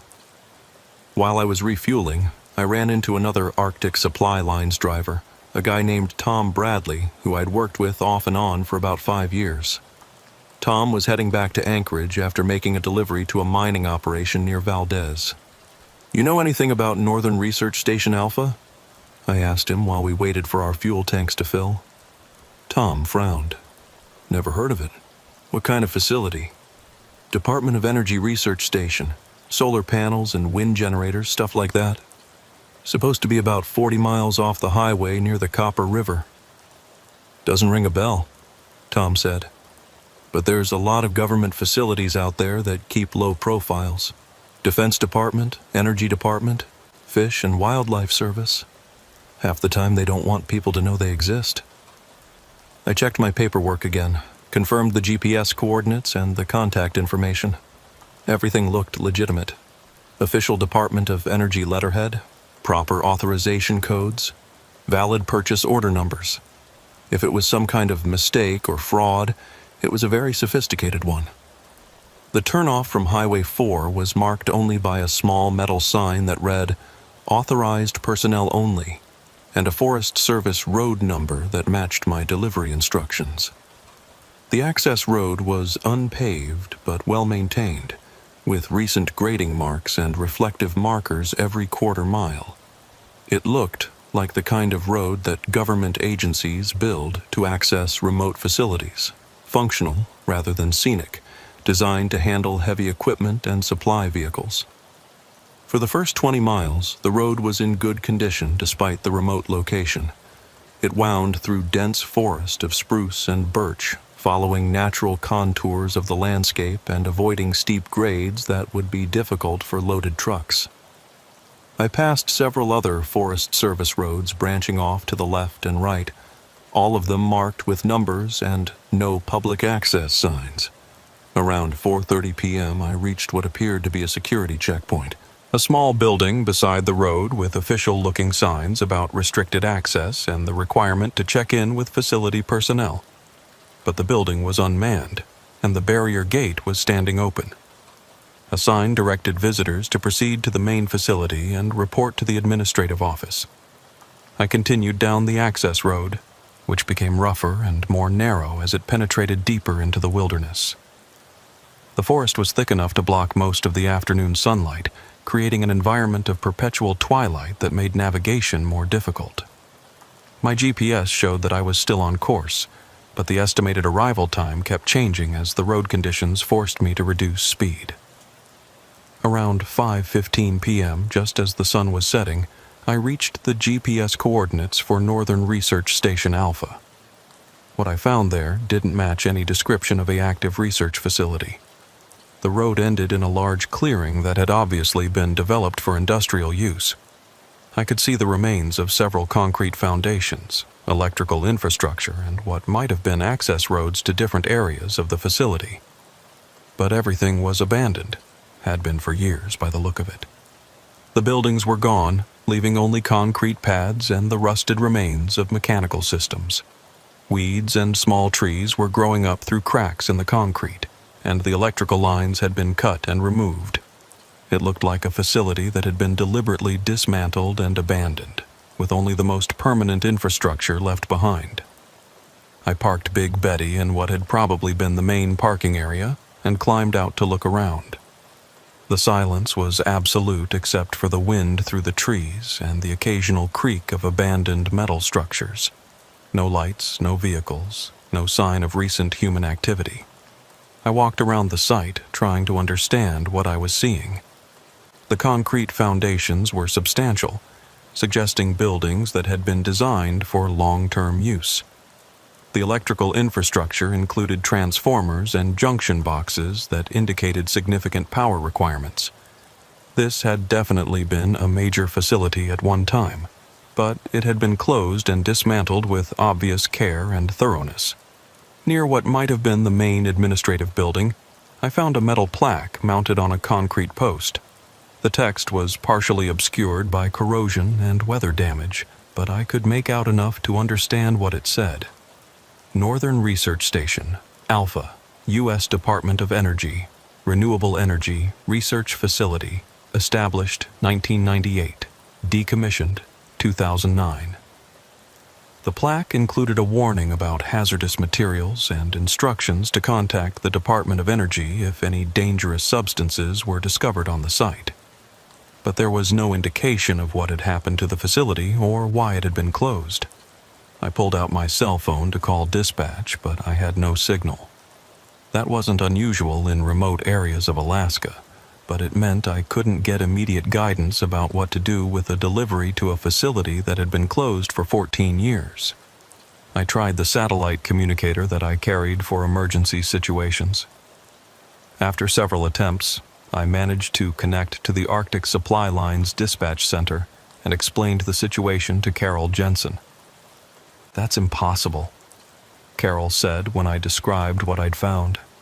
"I just talked to Dr. Mitchell yesterday to confirm the delivery details. She said they were waiting for the equipment and had crews standing by to install it immediately upon arrival." I told Carol about the plaque and the obvious abandonment of the facility. There was a long pause before she responded. "Dale, I need you to double-check the GPS coordinates. Make sure you're in the right location." I confirmed the coordinates, checked them against my paperwork, and described the access road and security checkpoint I'd passed. Everything matched the delivery instructions exactly. "This doesn't make sense," Carol said. "Let me make some phone calls and see what I can find out. In the meantime, secure the cargo and see if you can find any current contact information at the site." I spent the next hour searching the abandoned facility for any clues about what had happened or where the current research station might be located. I found several more plaques and signs, all confirming that this was indeed Northern Research Station Alpha, but all indicating that it had been decommissioned in 2009. Near the remains of what might have been a laboratory building, I discovered something that made my blood run cold. A delivery receipt, partially buried under fallen leaves but still legible, dated just 2 weeks earlier. It was from Arctic Supply Lines, signed by someone named Dr. Sarah Mitchell, acknowledging receipt of scientific equipment and supplies. The signature matched the one on my current delivery manifest. I stared at that receipt for a long time, trying to understand how it was possible. The facility had been abandoned for 14 years, but someone had signed for a delivery 2 weeks ago using the same name and signature that was on my paperwork. Either there was another Northern Research Station Alpha that I hadn't found, or something very strange was happening.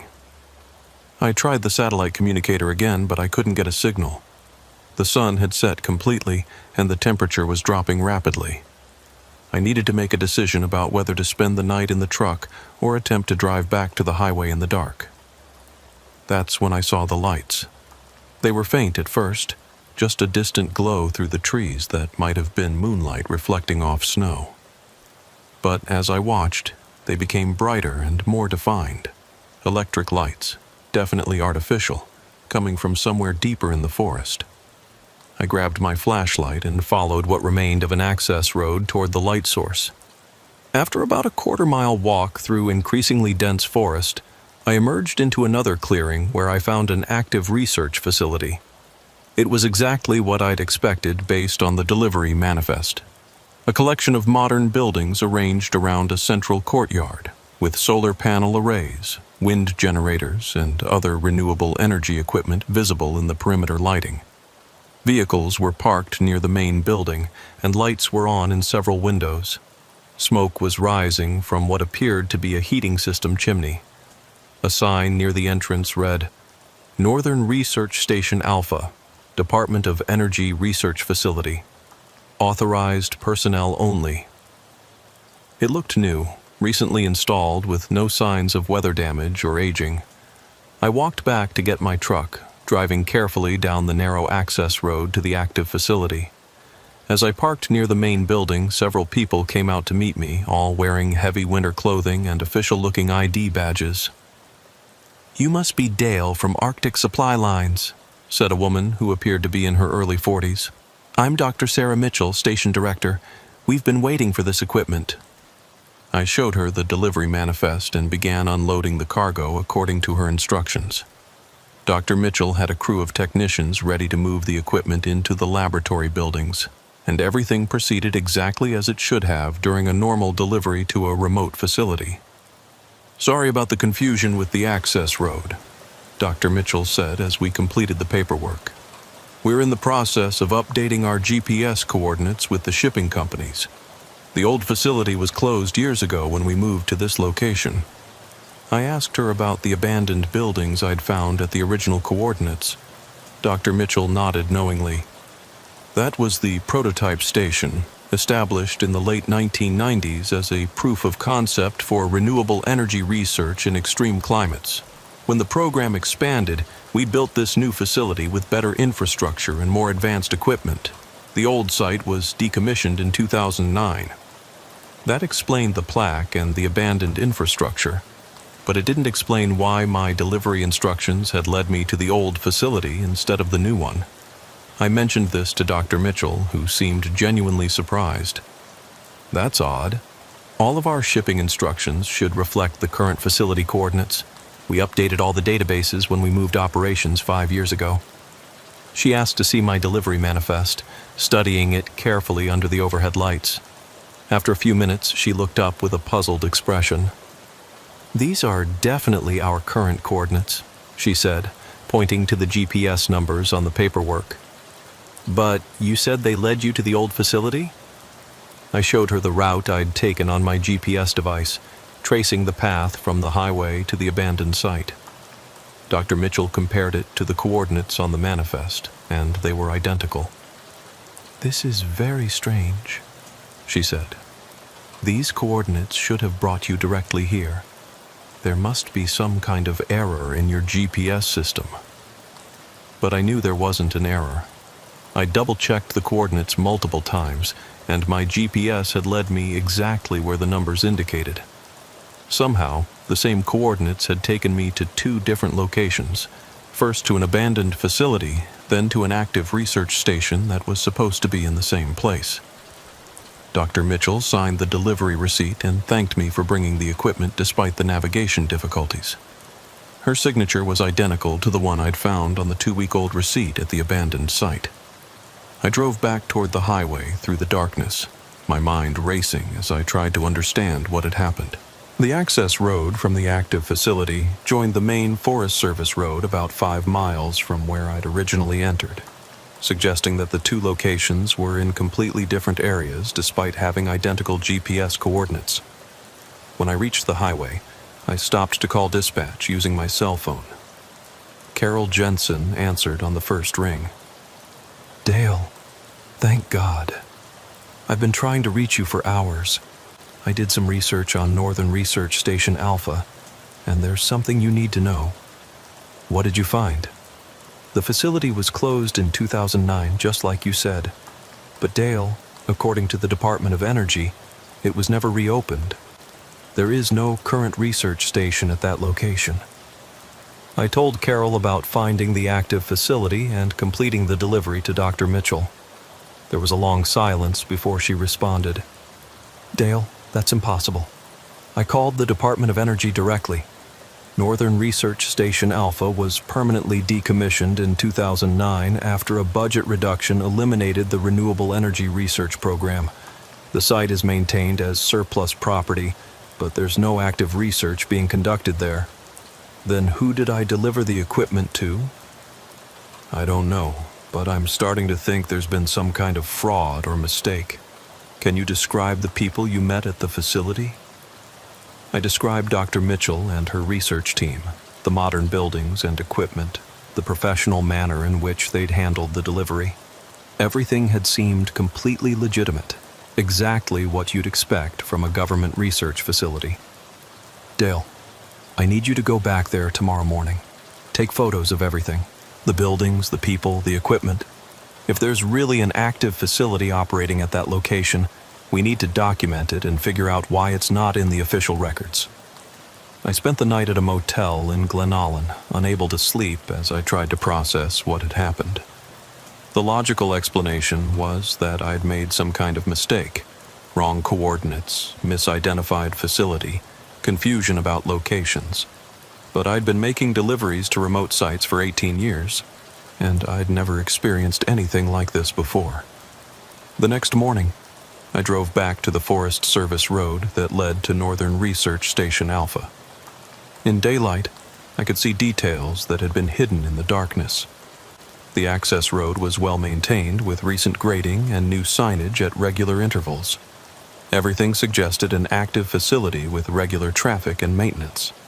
When I reached the GPS coordinates from my delivery manifest, I found the abandoned site exactly as I'd left it the day before. Concrete foundations overgrown with weeds, rusted infrastructure, obvious signs of long-term abandonment. No recent tire tracks, no footprints, no indication that anyone had been there in years.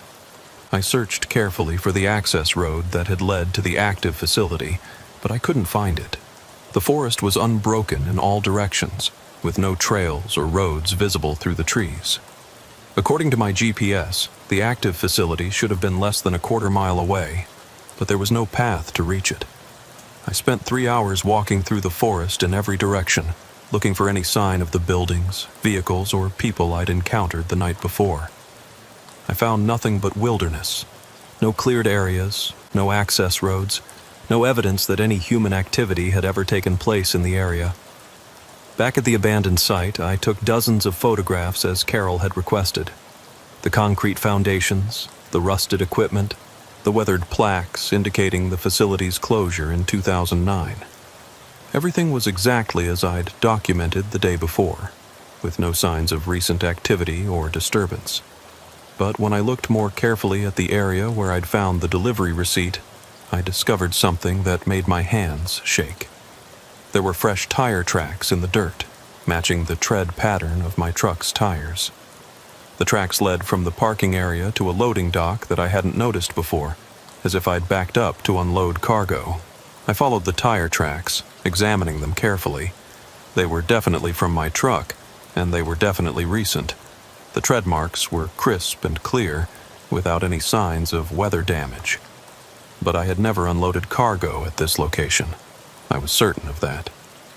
Near the loading dock, I found something else that shouldn't have been there. Wooden shipping crates, broken open and empty, with shipping labels from Arctic supply lines.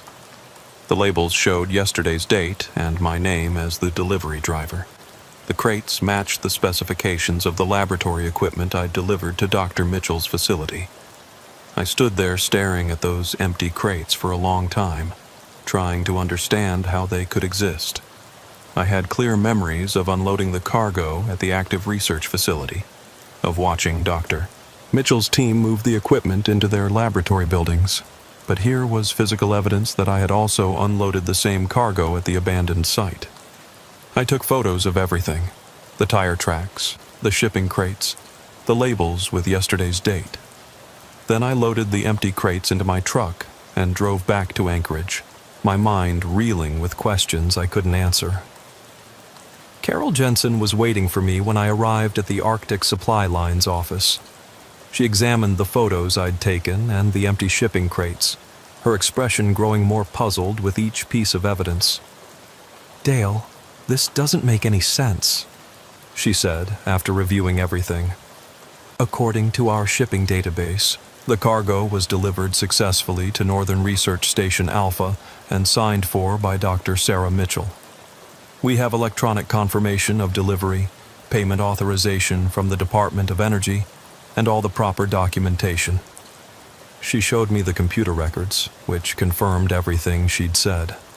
The delivery was listed as completed, with Dr. Mitchell's signature scanned into the system and payment processing normally through government channels. But if the facility has been closed since 2009, who authorized the payment? Who signed for the delivery? Carol had spent the morning making phone calls to various government agencies, trying to get clarification about the status of Northern Research Station Alpha. What she'd learned was disturbing. The Department of Energy has no record of any current research activities at that location, she said. No active personnel assigned to the facility, no budget allocations for operations, no contracts for equipment or supplies. According to their records, the site has been surplus property for 14 years. But someone paid for the delivery. That's what's really strange. The payment authorization came through legitimate Department of Energy channels with proper account numbers and authorization codes. The money has already been deposited into our account. But when I called the DOE accounting department, they have no record of authorizing any payments to our company. We spent the rest of the day trying to trace the source of the payment and the origin of the delivery request. Every lead ended in contradictions and impossibilities. The paperwork was legitimate, but the facility didn't exist. The payment was real, but it hadn't been authorized. The delivery had been completed, but the recipient couldn't be identified. 3 days later, Carol called me with news that made the situation even more confusing. "Dale, I got a call from the Department of Energy Inspector General's office. They're investigating possible fraud related to Northern Research Station Alpha. Apparently, someone has been using the facility's name and codes to order equipment and supplies from multiple vendors." "How long has this been going on?" "That's the weird part. According to their investigation, fraudulent orders have been placed using Northern Research Station Alpha's identity for over 10 years. Hundreds of thousands of dollars worth of equipment, all delivered to that location, all paid for through legitimate government accounts." The Inspector General's office wanted to interview me about my delivery, but when we scheduled the meeting, they called back to cancel it. The investigation had been closed, they said, due to lack of evidence of actual fraud. All the payments had been legitimate, all the deliveries had been completed according to contract specifications, and no government funds had been misappropriated. "They're treating it as an administrative error," Carol explained. "Some kind of computer glitch that created phantom orders and payments. They've corrected the database errors and written off the expenditures as unavoidable losses." But I knew it wasn't a computer glitch. I'd met Dr. Sarah Mitchell, talked to her research team, watched them unload equipment that they obviously needed and knew how to use. The facility I'd delivered to was real, active, and professionally operated. The fact that it didn't appear in government databases didn't mean it didn't exist. Over the following weeks, I researched everything I could find about Northern Research Station Alpha and its history. What I learned painted a picture of a facility that had been much more important than the official records suggested. The renewable energy research conducted at the original facility had produced several significant breakthroughs in solar panel efficiency and battery storage technology. Patents filed by the research team had become the basis for commercial products that were now worth hundreds of millions of dollars.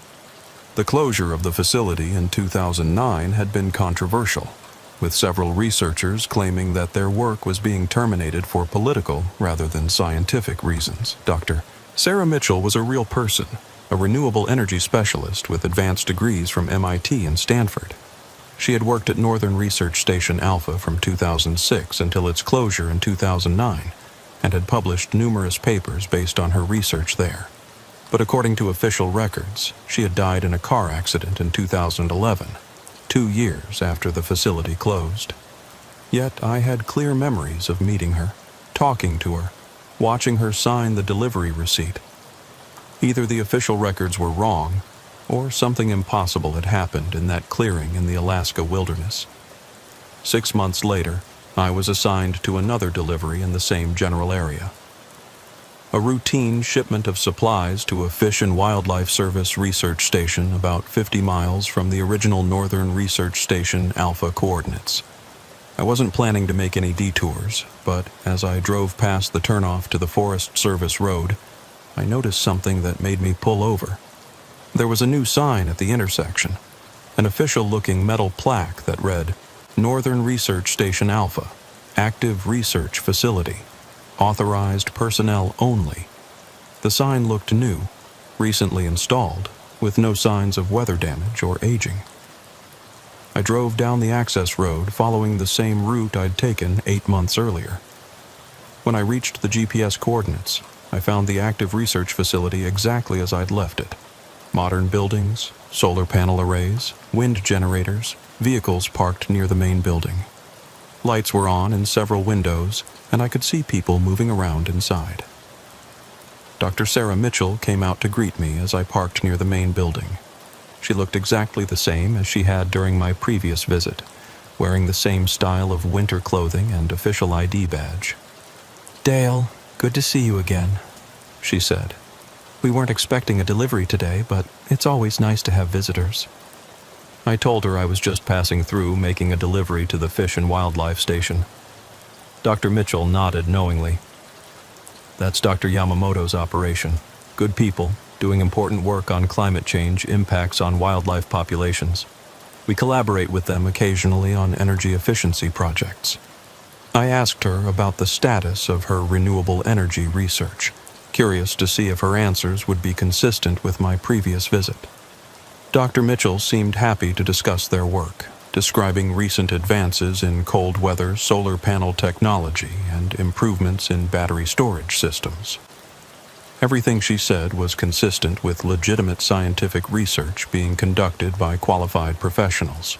Her knowledge was detailed and current, suggesting years of hands-on experience with the technologies she described. If she was somehow a fraud or an imposter, she was remarkably well-informed about renewable energy research. How long have you been working at this facility? I asked. About 15 years now, Dr. Mitchell said. I started here in 2008, just before we moved from the old prototype station to this location. It's been the most rewarding work of my career. But according to the official records, Dr. Mitchell had died in 2011, and the facility had been closed since 2009. Either the official records were completely wrong, or I was talking to someone who had been dead for 12 years. I spent about an hour at the facility, touring the laboratories and equipment areas that Dr. Mitchell offered to show me. Everything was modern, well-maintained, and obviously in active use. The research being conducted was legitimate and important, with potential applications that could benefit energy production worldwide. When I left, Dr. Mitchell walked me back to my truck and thanked me for visiting. As I drove away, I watched the facility in my rearview mirror until it disappeared behind the trees. It looked exactly like what it claimed to be, an active government research station conducting valuable scientific work. But when I completed my delivery to the Fish and Wildlife Station and mentioned Northern Research Station Alpha to Dr. Yamamoto, he looked at me with confusion. "There's no research facility by that name in this area," he said. "The only Department of Energy installation I know of was closed years ago after budget cuts eliminated their renewable energy program." I drove back past the turnoff on my way to the highway, but the sign was gone. There was no indication that an access road existed at that location, no evidence that I'd driven down it just hours earlier. The forest was unbroken, with no gaps in the tree line that might have concealed a road. Over the next 2 years, I made several more deliveries to the area, always taking the opportunity to check the coordinates for Northern Research Station Alpha. Sometimes I found the abandoned site with its overgrown foundations and rusted infrastructure. Sometimes I found the active facility with Dr. Mitchell and her research team. And sometimes I found nothing at all, just wilderness that showed no signs of human activity. There was no pattern to these encounters that I could identify. Weather conditions, time of day, and seasonal factors didn't seem to influence which version of reality I experienced. The same GPS coordinates would lead to different destinations on different visits, as if the location itself was somehow unstable or uncertain. I documented everything carefully, keeping detailed records of each visit and taking photographs whenever possible. But the photos were inconsistent too. Sometimes they showed the active facility clearly. Other times they appeared to be corrupted or overexposed despite being taken with the same camera under similar conditions. Arctic Supply Lines eventually assigned me to different routes, saying that my reports about Northern Research Station Alpha were causing confusion with government customers and creating liability concerns for the company. Carol Jensen was sympathetic but firm about the need to avoid controversy. "Dale, I believe you're reporting what you experienced," she told me during my final meeting about the situation. "But we can't have drivers filing reports about facilities that officially don't exist. It creates problems with our government contracts and our insurance coverage." I understood her position, but I also knew what I had experienced. I had delivered equipment to an active research facility, met with qualified scientists, and observed legitimate research being conducted. The fact that this didn't match official records didn't make it less real. I started researching other drivers who had made deliveries to remote facilities in Alaska, looking for similar experiences. What I found was a pattern of encounters that defied easy explanation. Deliveries to facilities that were supposed to be closed, meetings with personnel who were officially deceased, payments from accounts that didn't exist. Most drivers were reluctant to discuss these experiences, afraid of being labeled as unreliable or mentally unstable. But the few who were willing to share their stories described encounters very similar to mine. Routine deliveries that became impossible, normal procedures that led to abnormal results. Tom Bradley, the Arctic Supply Lines driver I'd met at the fuel stop in Glen Allen, eventually admitted that he'd had his own experience with a facility that shouldn't have existed. He'd delivered supplies to a Coast Guard station that had been decommissioned in 1995, meeting with personnel who signed for the shipment and processed payment through legitimate government channels. "I don't talk about it much," Tom told me during a quiet conversation at a truck stop outside Anchorage. "People think you're crazy if you say you delivered cargo to a place that's been closed for 30 years. But I know what I experienced, and I know it was real." Other drivers had similar stories.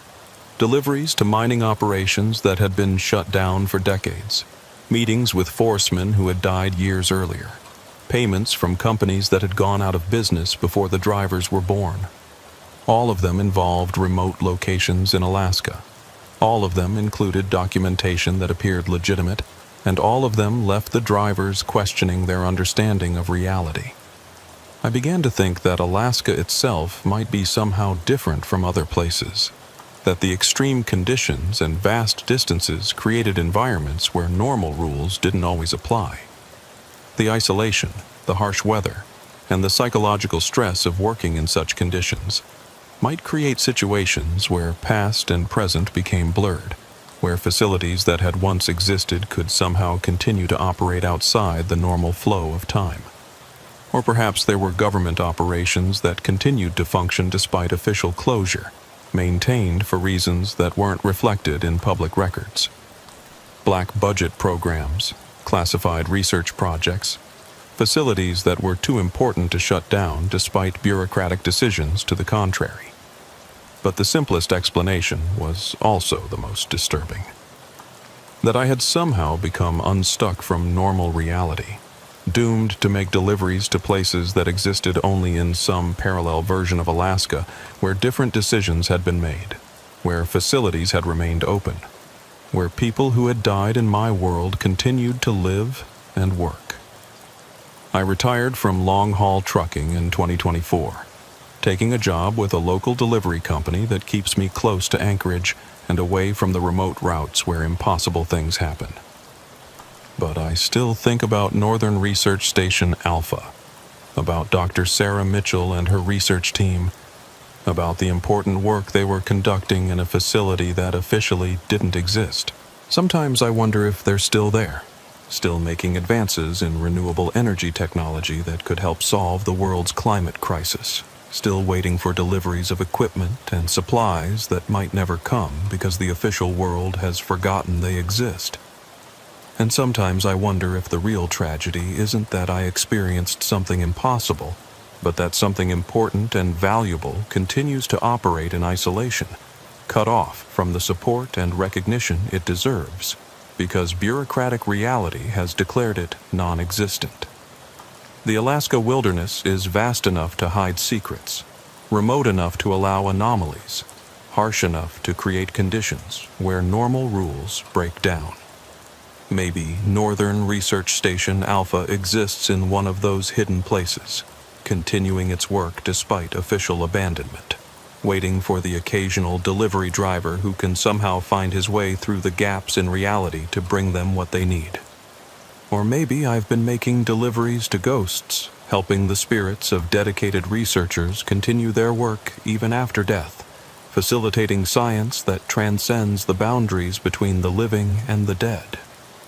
In a place as extreme and unforgiving as Alaska, where survival depends on determination and stubbornness that borders on the supernatural, maybe death itself isn't enough to stop people from completing their missions. I've learned to live with the uncertainty, with the knowledge that I experience something that doesn't fit into any rational framework I understand. It's changed how I think about reality, about the relationship between official records and actual truth, about the possibility that important work might be happening in places and ways that the bureaucratic world doesn't recognize or acknowledge. The delivery receipts are still in my files, signed by Dr. Sarah Mitchell, dated with impossible dates, stamped with authorization codes that the government claims don't exist. The photographs I took sometimes show the active facility clearly, other times show nothing but empty wilderness. The GPS coordinates remain constant, but they lead to different destinations depending on factors I can't identify or predict. I've shown the evidence to friends, family members, and former colleagues. Some believe my account, others suggest I seek professional help. Most prefer not to discuss it at all, uncomfortable with questions that don't have satisfactory answers. But the evidence exists, tangible proof that something happened even if no one can explain what it was. 3 years after my first encounter with Northern Research Station Alpha, I received a phone call that brought the mystery full circle. The caller identified himself as Agent Martinez from the Department of Energy Inspector General's office, the same office that had investigated and then closed the fraud case related to the facility. Mr. Peterson, I need to ask you some questions about deliveries you made to Northern Research Station Alpha between 2023 and 2024. We're reopening our investigation based on new information that's come to light. Agent Martinez wanted to meet in person, saying that the matter involved classified information that couldn't be discussed over the phone. We arranged to meet at a coffee shop in Anchorage, a public location where we could talk without attracting attention. Martinez turned out to be a man in his 50s, with the careful manner and conservative dress of a career government investigator. He carried a briefcase full of documents and a digital recorder for taking notes.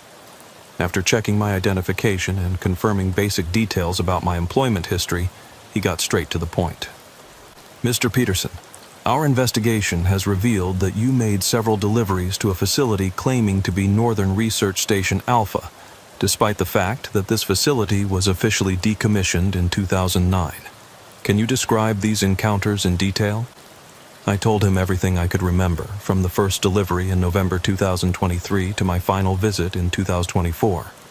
Martinez listened without interruption, taking occasional notes and asking for clarification on specific details.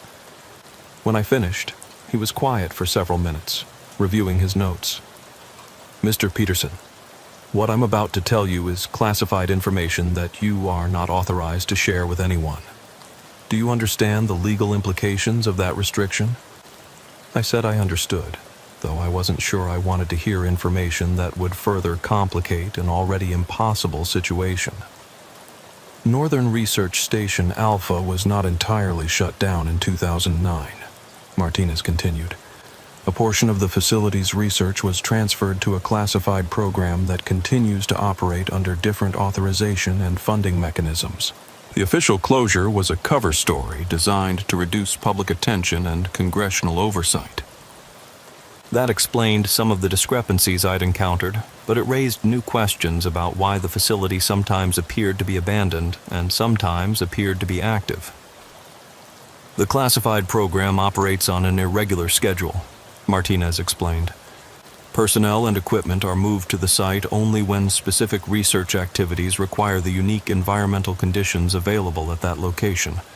Between these operational periods, the facility appears to be abandoned." "But I met Dr. Sarah Mitchell," I said. "According to public records, she died in 2011. Martinez consulted his notes. Dr. Mitchell's death was also part of the cover story.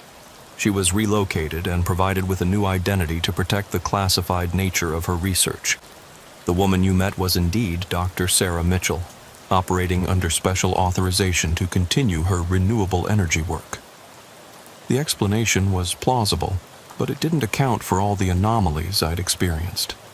The facility I'd visited had seemed to exist independently of any government operation, with personnel who genuinely believed they had been working there continuously since 2008.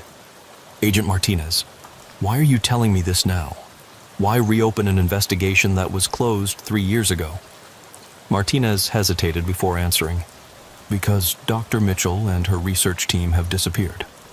The last authorized operation at Northern Research Station Alpha was concluded in 2022. Since then, the facility should have been completely inactive.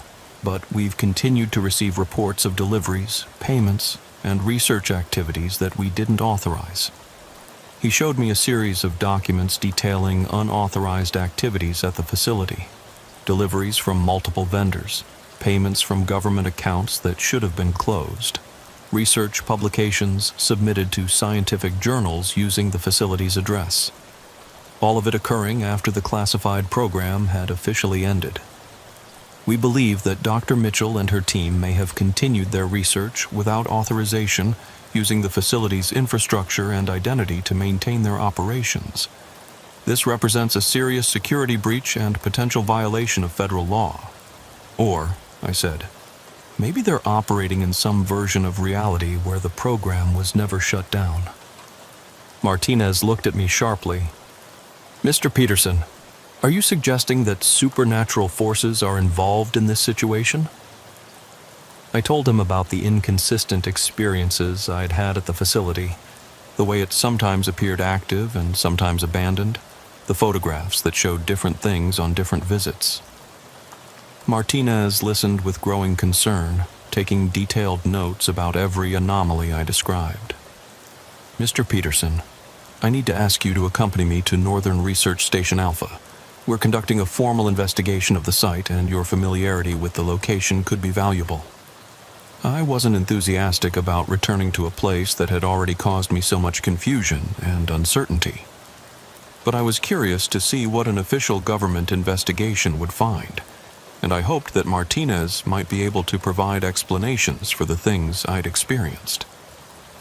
We drove to the site in a government vehicle equipped with sophisticated communication and navigation equipment. Martinez had a team of investigators waiting at the facility, along with Department of Energy security personnel and technical specialists. It was the most official attention the location had received since its original closure. When we arrived at the GPS coordinates, we found the abandoned site exactly as I'd seen it during some of my previous visits. Overgrown concrete foundations, rusted infrastructure, obvious signs of long-term abandonment. No buildings, no vehicles, no personnel. Just wilderness, slowly reclaiming what had once been a significant research facility. Martinez and his team spent 6 hours conducting a thorough investigation of the site. They used ground-penetrating radar to map the original building foundations, metal detectors to locate buried equipment, and electromagnetic sensors to identify any hidden electrical systems. They found evidence of the original facility's construction and operation, but nothing to suggest any recent activity. "There's no indication that anyone has been here in years," Martinez told me as his team packed up their equipment. "No fresh tire tracks, no disturbed vegetation, no evidence of ongoing operations." But I knew they were looking in the wrong place, or at the wrong time, or in the wrong version of reality. The active facility I'd visited existed, but it wasn't necessarily accessible through normal investigative methods. "Agent Martinez," I said, "what if the facility exists but operates according to different rules than you're expecting? What if Dr. Mitchell and her team found a way to continue their research outside the normal constraints of time and space?" Martinez looked at me with the expression of a man who was beginning to question his own understanding of how the world works. "Mr. Peterson, are you seriously suggesting that a government research facility is operating in some kind of parallel dimension?" "I'm suggesting that Alaska is a place where impossible things happen regularly," I said. "Where the isolation and extreme conditions create environments where normal rules don't always apply. Maybe Dr. Mitchell's research led her to discoveries that changed her relationship with reality itself." Martinez didn't respond immediately. He stood at the edge of the abandoned site, looking out into the forest where I'd found the active facility during some of my visits. Finally, he asked me to show him the exact route I'd taken to reach the operational buildings. I led him along the path I remembered, though it was barely visible in the failing light. We walked for about 20 minutes through increasingly dense forest, following what might have been an old game trail or the remains of a long abandoned access road. As we walked, Martinez told me more about Dr. Mitchell's research and the classified program that had continued her work after the official closure. The renewable energy technologies she'd developed had potential applications far beyond what was publicly known, including experimental systems that challenged conventional understanding of energy conservation and thermodynamics. Some of her theoretical work suggested that energy could be extracted from temporal differentials, Martinez explained. The idea was that small differences in the flow of time between adjacent locations could be harnessed to generate usable power. Time flows differently in different places? According to Dr. Mitchell's research, yes.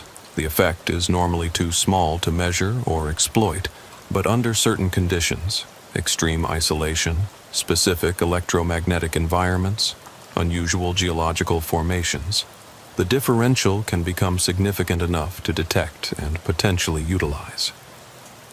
We emerged into a clearing that I recognized as the location where I'd found the active facility during some of my visits. But there was nothing there now except wilderness, no signs that any human activity had ever taken place in the area. Martinez used a handheld device to take readings of electromagnetic fields, gravitational anomalies, and other environmental factors. The device showed several unusual readings, including fluctuations in what Martinez described as temporal field density. "This is very strange," he said, studying the readouts. "The instruments are detecting anomalies consistent with Dr. Mitchell's theoretical predictions about temporal energy differentials. It's as if this location exists at a slightly different rate of time flow than the surrounding area." As we stood there discussing the readings, the sun set completely and darkness fell over the forest. That's when I noticed something that made my heart rate spike. Lights appearing through the trees exactly where the active facility should be located. "Agent Martinez," I said quietly, "do you see that?" He looked in the direction I was pointing and froze. Electric lights were clearly visible about 100 yards away, appearing and disappearing between the trees as if they were partially obscured by buildings that we couldn't see. We walked toward the lights, following the same path I'd used during my deliveries to the facility. As we got closer, I could hear the familiar sounds of an active research station, diesel generators, ventilation systems, vehicles moving around the compound. But when we reached the location where the lights appeared to be coming from, there was nothing there. Just forest, exactly as we'd left it. The lights were still visible from other angles, but they seemed to be coming from a source that didn't exist in the same physical space we were occupying. Martinez was taking continuous readings with his instruments, which showed increasingly dramatic anomalies as we moved around the area. "Mr. Peterson, according to these measurements, we're standing in the middle of a significant temporal displacement field. It's as if multiple versions of this location are existing simultaneously, separated by small differences in time flow." I asked him what that meant in practical terms. Martinez consulted his instruments and the notes he'd taken during our investigation. "I think Dr. Mitchell's research led her to discover something that allowed her facility to exist partially outside normal time," he said. "The operational periods that we authorized may have created a temporal bubble that continued to exist even after we officially ended the program. So the facility is still operating, but in a different time stream? Something like that. The people and equipment exist. They're conducting real research and processing real deliveries, but they're doing it in a version of reality that's slightly offset from our own. That would explain the inconsistent experiences I'd had at the facility, the way it sometimes appeared active and sometimes abandoned depending on unknown factors. It might also explain why Dr. Mitchell seemed unaware that her program had been officially terminated. From her perspective, the termination might never have occurred. We spent another hour in the area, documenting the anomalies and trying to establish communication with whatever existed in the temporal displacement field. Martinez had brought radio equipment tuned to frequencies that Dr. Mitchell's team had used during their authorized operations, but we received no response to our attempts at contact. As we prepared to leave, Martinez told me that his investigation would be classified at the highest levels, and that I would not be permitted to discuss it with anyone. The official report would conclude that no unauthorized activities had taken place at Northern Research Station Alpha, and that all previous reports of anomalous deliveries had been the result of administrative errors. "What about Dr. Mitchell and her team?" I asked. "Are you just going to leave them trapped in their temporal bubble?" Martinez was quiet for a long moment, consulting his instruments one final time. "Mr. Peterson, according to my readings, Dr. Mitchell's facility isn't trapped.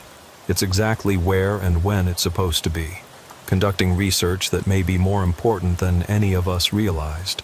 The temporal displacement isn't a malfunction. It's a feature." "A feature of what?" "Of a research program that discovered something so significant that it created its own reality to protect and continue the work. Dr. Mitchell and her team aren't lost in time. They've found a way to exist outside the political and bureaucratic constraints that were shutting down their research." That was the last conversation I had with Agent Martinez. True to his word, the official investigation was classified and all records of my deliveries to Northern Research Station Alpha were removed from government databases. Arctic Supply Lines was instructed to treat the entire matter as a closed administrative issue with no ongoing implications. But I know what I experienced, and I know it was real. Somewhere in the Alaska wilderness, in a temporal bubble created by scientific research that transcended the normal boundaries of reality, Dr. Sarah Mitchell and her team continue their work on renewable energy technologies that could change the world. They're still there, still conducting experiments, still making breakthroughs that might solve humanity's energy crisis. And occasionally, when the temporal fields align correctly, and a delivery driver finds himself in exactly the right place at exactly the right time, they receive the equipment and supplies they need to continue their impossible mission. I don't make long-haul deliveries anymore, but I still drive past that turnoff sometimes on my way to local jobs. The sign is never there when I look for it, but sometimes I catch a glimpse of it in my peripheral vision. Northern Research Station Alpha, active research facility, authorized personnel only. And sometimes, just sometimes, I consider taking that turnoff one more time. Not to deliver cargo, but just to check on Dr. Mitchell and her team, to see how their research is progressing, to let them know that someone in the normal world remembers their work and values their dedication. But I don't. Because some deliveries are meant to be final, some destinations are meant to be found only once, and some secrets are meant to be kept by the drivers who were trusted to deliver them. The Alaska wilderness keeps its own schedule, follows its own rules, and protects its own secrets. And in that vast, unforgiving landscape where time moves differently and reality bends around the determination of people who refuse to give up, important work continues in places that officially don't exist. Dr. Sarah Mitchell is still out there, still making her discoveries, still signing for deliveries that shouldn't be possible, and that's exactly where she's supposed to be.